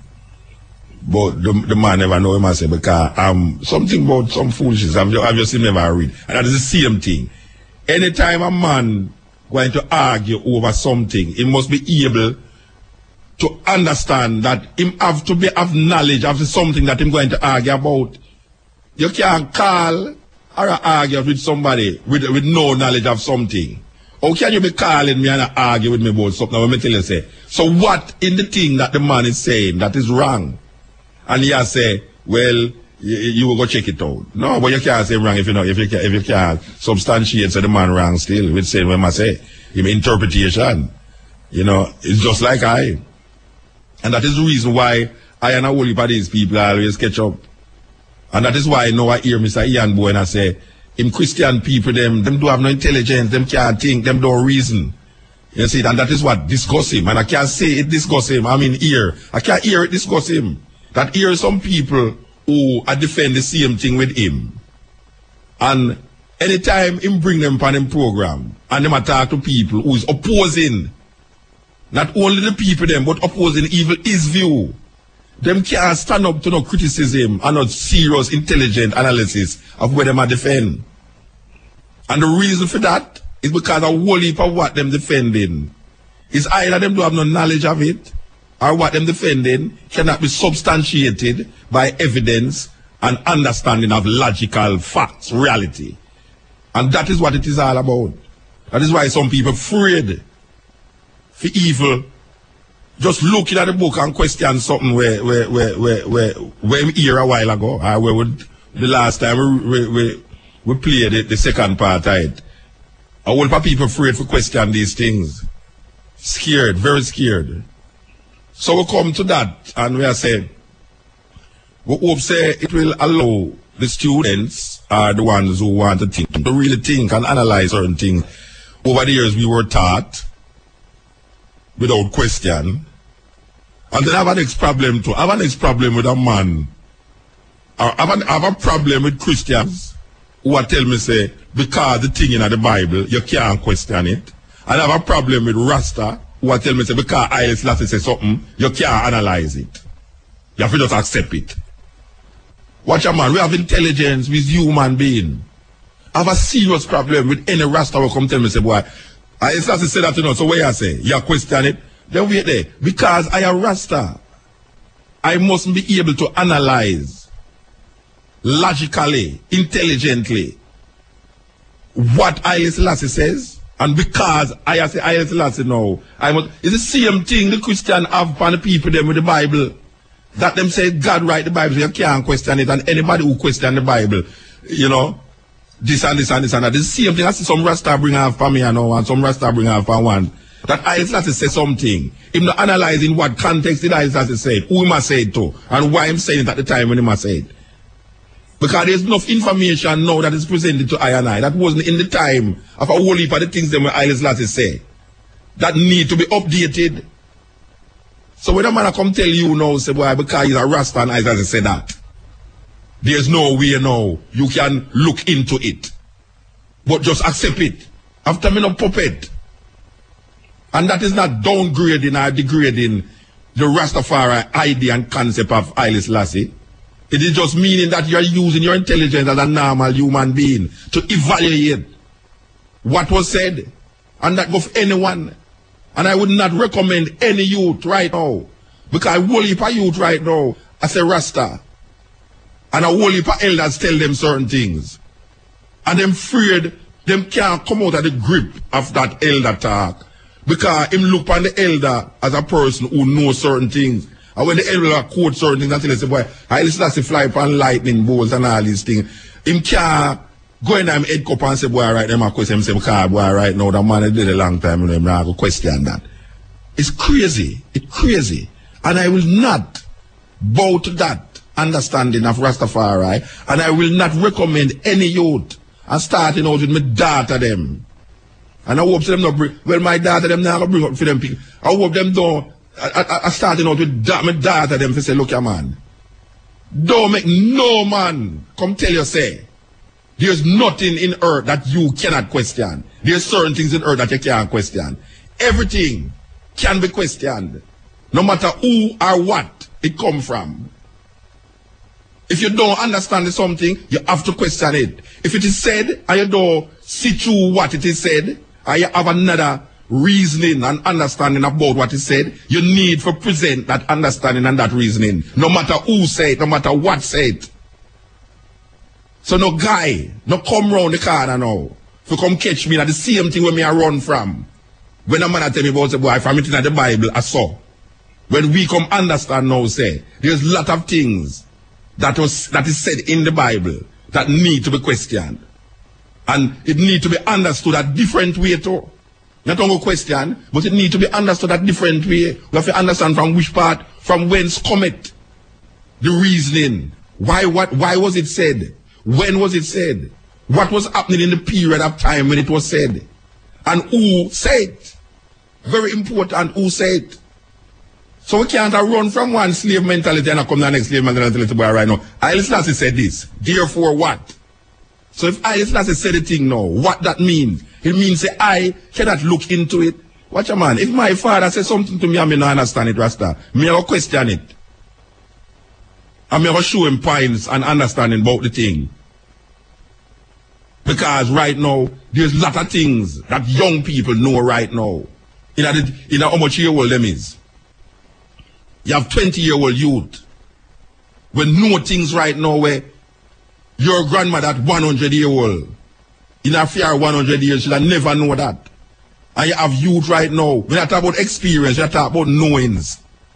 We're not talking about what you experience, because obviously an elder person has experienced more than a 20-year-old. A 100-year-old person can talk about and relate his experience much more articulately than a 20-year-old that don't even go half at 100. But in terms of knowledge, because knowledge don't have to come with experience. Knowledge don't have to come with experience of nothing. Knowledge is where you acquire through information. And we are saying, there's so much information that is around the place right now. That a person can be 100-year-old and a person can be 20-year-old. And that 20-year-old know more than that 100-year-old person because of the information that is flying left and right in these times. This is the age of information. This is the age of science and technology, where technology advance the perception and the knowledge of things gone and things that is here now. So we don't want to get no religion with no Rasta, no Christian. We're not a religious mindset people. And especially upon this program. Me go into the religion thing. That a man come tell me, say, boy, right now, this is in the Bible. Therefore. Haile Selassie said this. Therefore. What the hell is going on here? Or we jump from one thing to the next thing and I go on like say we're free and liberated. It is about the liberation of the spirit, liberation of the heart, liberation of the conscience and the consciousness. It is not about this said that more said that, no, without questioning anything. The Bible tells us, boy, right now, Joshua commands his son to sit still. No question that because I say, boy, right now, God can do anything. So, if Joshua command, I reason with the Ethiopian dad, I say it already upon his program. I did a New York one night and I sit down and I reason with the Ethiopian data. And I said, tell me, sister, you really believe that the sun was moving round the earth? She said, well, if the Bible says it was moving, it was moving. So when the Bible said Joshua commanded the sun to stand still, it is implying that the sun was moving. And if it implies the sun that was moving, it is saying that Joshua has the authority and the power through God to make the sun stop. Now Galileo, who scientifically proved that it is the earth that revolves around the sun, was damned because he said this, because the Pope at the time said that it is in the Bible that the sun move and not the earth. So when Galileo come with this devil thing, well, see there now, we understand different because of more information that is presented. So this little Ethiopian daughter tell me now, in all her intelligence, in all her, what she tell me about Los Angeles, and she's in the acting this and that and all these things, and her father is this and her this is that, and she's related to Haile Selassie.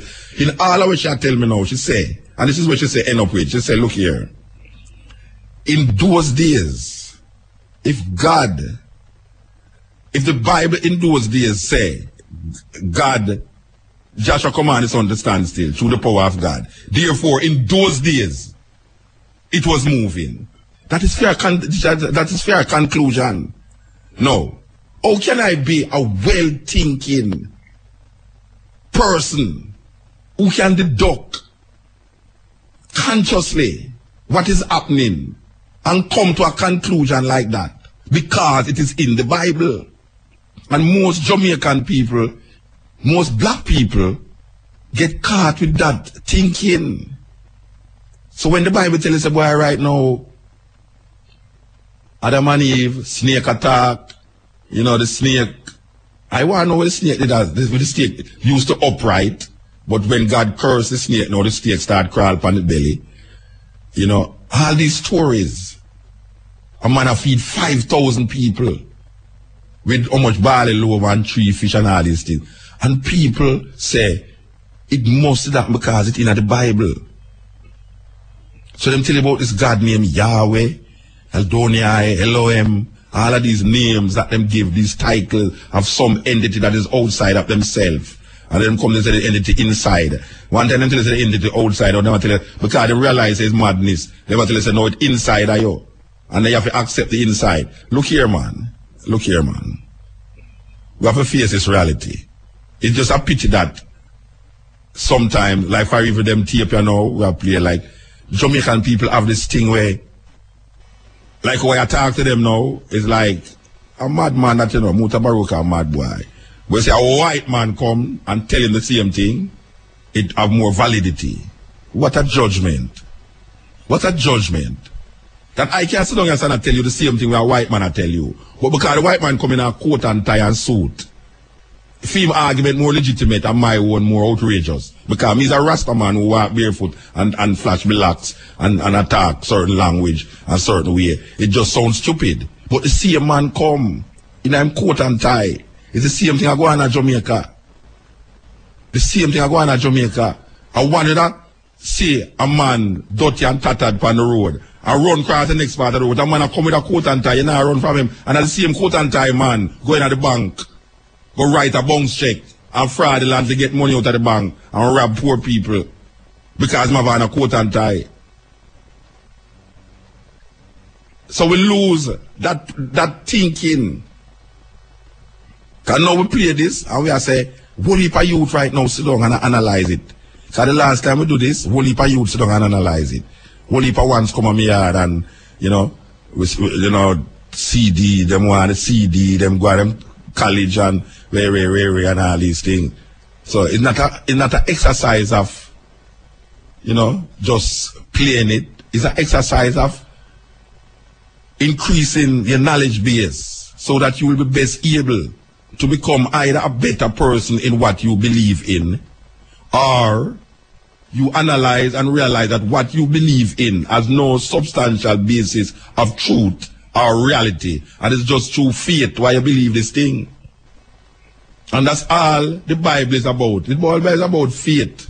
The Bible have nothing to do with if there's a tree in the garden of, because them name certain place that is geographically accurate, because them name certain name that we know say, well, maybe it exists, we now declare that this thing is true. But look at all that story like Superman. Look at all Batman in Gotham City in New York. No way, Batman don't live in New York, Rasta, but them use geographical areas that people is familiar with to present a fictional person. And nobody believes that there's a Batman in New York and there's a Superman flying all over the place. And that is what the whole heap of the Bible is. The whole heap of the Bible is like a Superman, Batman story, where this great Superman just come and save the world all the while when the world is in a problem. And yet still look there now, see his problem. I was watching the television weekend, and I don't know much of the one them know about this story about them. Some miners did in a mine in I think at Georgia or somewhere. Them a mine coal, and I am watching this thing on the TV, and it's there, so I know because I lay down. And to be honest with you, I lay down at the hotel the whole day and meditate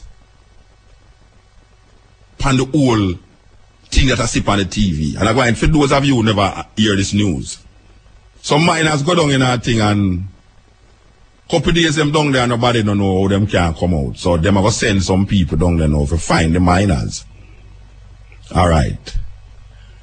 The people them in the town, which is a very small town, most of the people them in there is really survived. This happened in America just last week.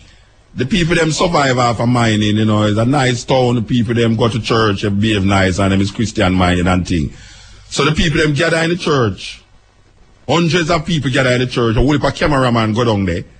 Them gather in the church to pray for them loved ones, because them underneath there, and them a pray say them down dead, and everybody a pray for a miracle. That even the mayor, even the senator get up and say, boy, right now, it's only a miracle can save these people.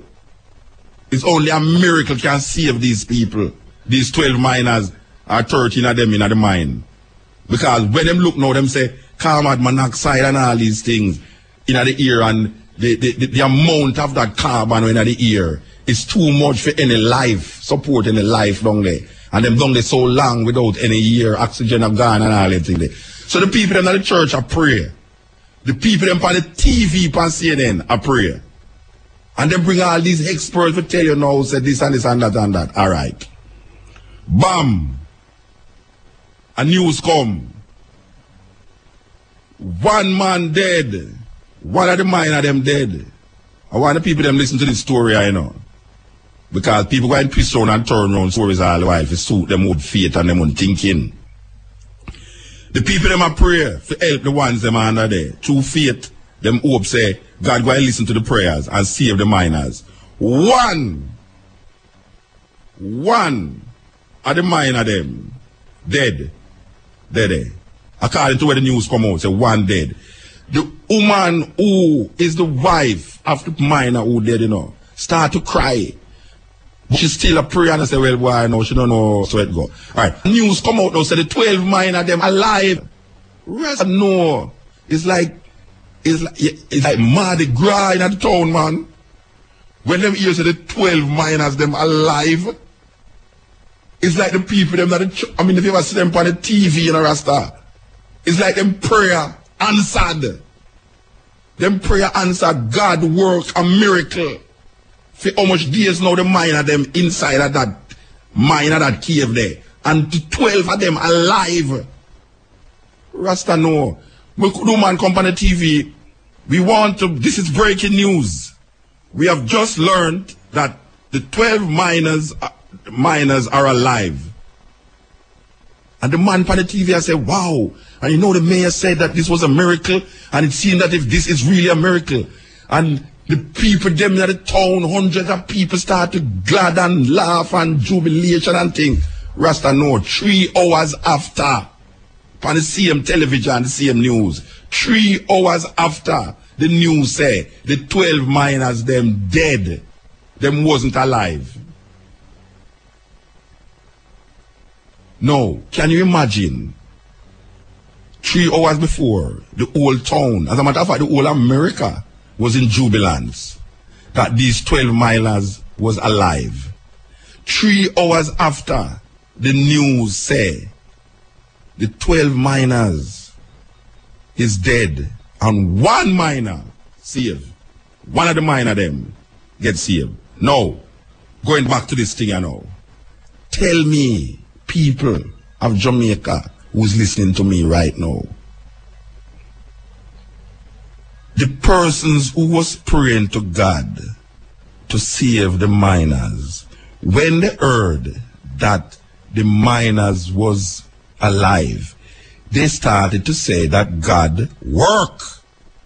This mystery of God is unraveled, that God a work, man. God saved the miners, and the wife them and the children them of the miners was so, it's like them faith in a God was so emphatically declared and proven that why them never did a prayer, man, the miners them wouldn't be saved. It's because of them prayer why the miners get saved, man. 3 hours after, the same people them who was in jubilance and happiness and clapping, 3 hours after, them find out say, the people them who, them in a them mind, in a them faith, believe say God did save. In a them mind, the miners them dead. In a the reality, the miners them dead. In a them faith, the miners them live. In a them reality, the miners them dead. Can somebody explain to me? Oh, is that faith? 3 hours. 3 hours it take that faith to get shattered by reality. 3 hours it take. Because we are watching TV the whole time, right through the day. 3 hours it take for a faith that pronounce life get shattered by the pronunciation of death in reality. Where is the God that these people was praying to in the reality? Because they wasn't praying to God in the reality. They was praying to God in the faith. But the reality shows something different. The reality shows what? The miners them dead and a 1 miner save. Right now I struggle film live. Them say I get better. This is the Cutting Edge on RFM, yes. Muta Baruka? Yes, blessed. Yes, my beloved. This Abba Zero. Brethren, give thanks for the weekend, man. Yes, my beloved. Let me ask you something. How come you're still on the air? A 1:45 now, man. I'm not 2 yet. Okay. You're not 3 hour difference, you know. You're not 3 hour difference. But you are still on the air. Yeah, but I'm not 2 yet. I talk like me come have. So how you talking in the ear, but you're still talking to me? Because you listen to the radio, man. Stop listening to the radio. Oh.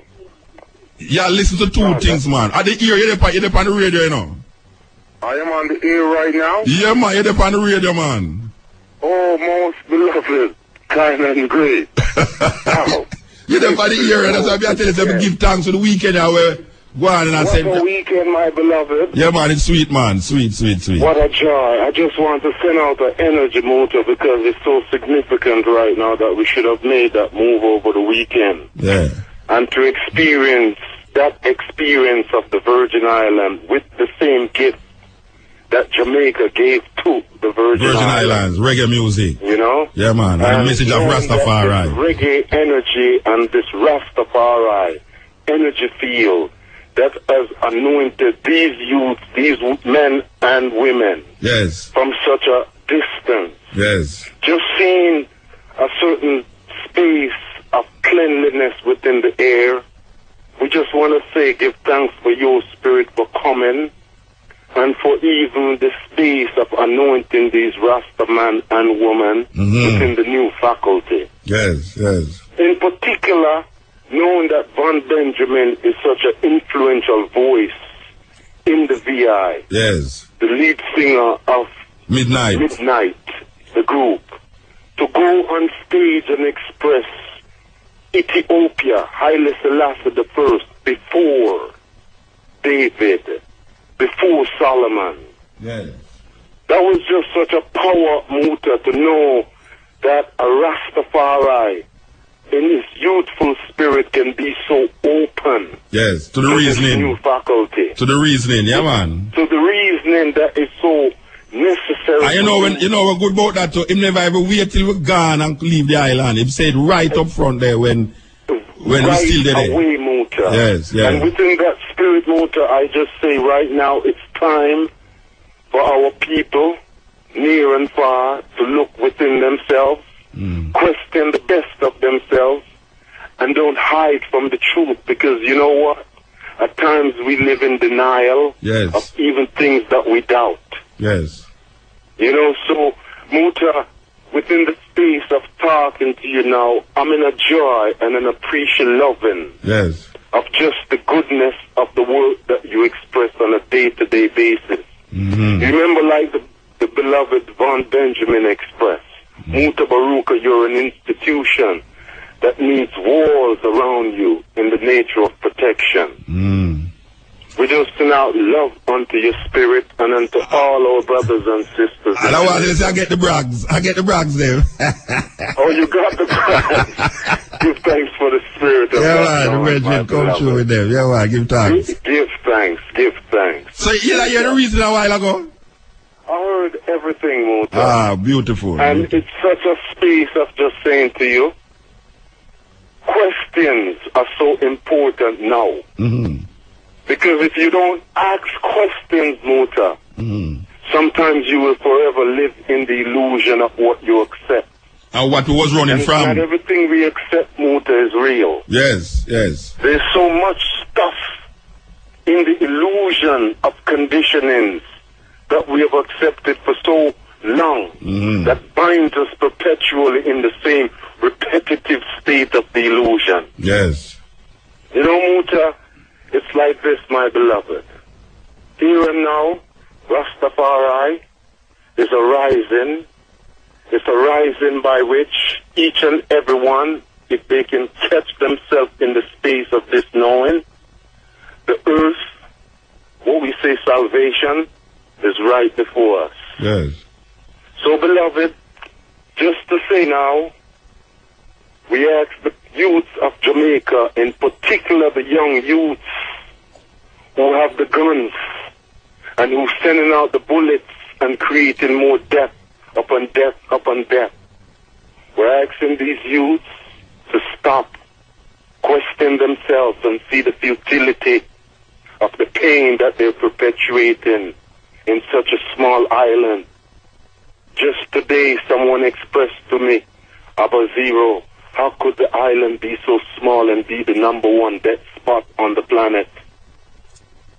That we ask a question every day. We ask a question every day. An island that was so like a light and a beacon of hope for the world has now become the dead trap of the world. You know? Muta, to see that this island still have what is called reggae music in consciousness, Nyabingi in consciousness, Rastafari in consciousness, and with all that energy, for we to still experience the death on a daily basis, we have to ask ourselves, where does it end? And I am not putting out any energy to say Rastafari is responsible or reggae music is responsible, but for an island to have so much consciousness, Muta Baruka, it's for the youths to just question, where are they going with the death? And what does it take? And I see deeply, Muta, that the politicians of Jamaica, they're perpetuating a syndrome of corruption by which the youth themselves are living out a legacy of the evilness of the politicians. That them plant. That they've planted. Them plant it and I run from it like say them never did have nothing to do with it. Muta. Terrible. You know, when we got to Puerto Rico, there's a Rastaman from Ghana. Quasi. That housed us. Quasi, yes. Quasi. When we reached there, them tell me, say, I just left there. Yes, beloved. Him come from me at the airport. Him come from me at the airport and him say, oh, you know, your brethren, them just leave them. I say, wow, I think them gone after for a long time. Beloved, he played us a video by the name of One Love. Oh, yeah, the movie there, yes. That movie, Muta Baruka, I would recommend each and every family wherever they are, to get that movie and to look deep within that movie, because there's a message there that the pastors... It's showing at Jamaica, you know. It is showing at Jamaica, you know. Oh, brother. It's showing at the theater them at Jamaica. Like that to be shown in Jamaica. And we still have this energy of violence. Yes. This way, Muta, beloved, I cannot be hopeless. I have to keep this hope alive. But of course. I say to you, this movie has transformed and answered so much questions just within my being. And if we could just put it out to say, let's return again to this spirit of this knowing of what is called redemption. Yes. It's a redemption spirit, you know, Muta, by which if we just catch this faith, and it's in every one of us. Yes. It's not a redemption that you're going to find from a gospel. It's a knowingness within ourselves that we're going to find this space to say, look, man, truth stands, righteousness stands. All right. And it's forever. Yeah, man. Muta, Rastafari is one perfect love. Blessed, my Lord. Rastafari transcends all the dogmas and all the illusions. And all the religion and all the God. And all the religions and the confusion. Give thanks, brethren. Rastafari live forever. As is. Yeah, Abba Zeros calling from San Francisco, I should say San Francisco, Oakland, California.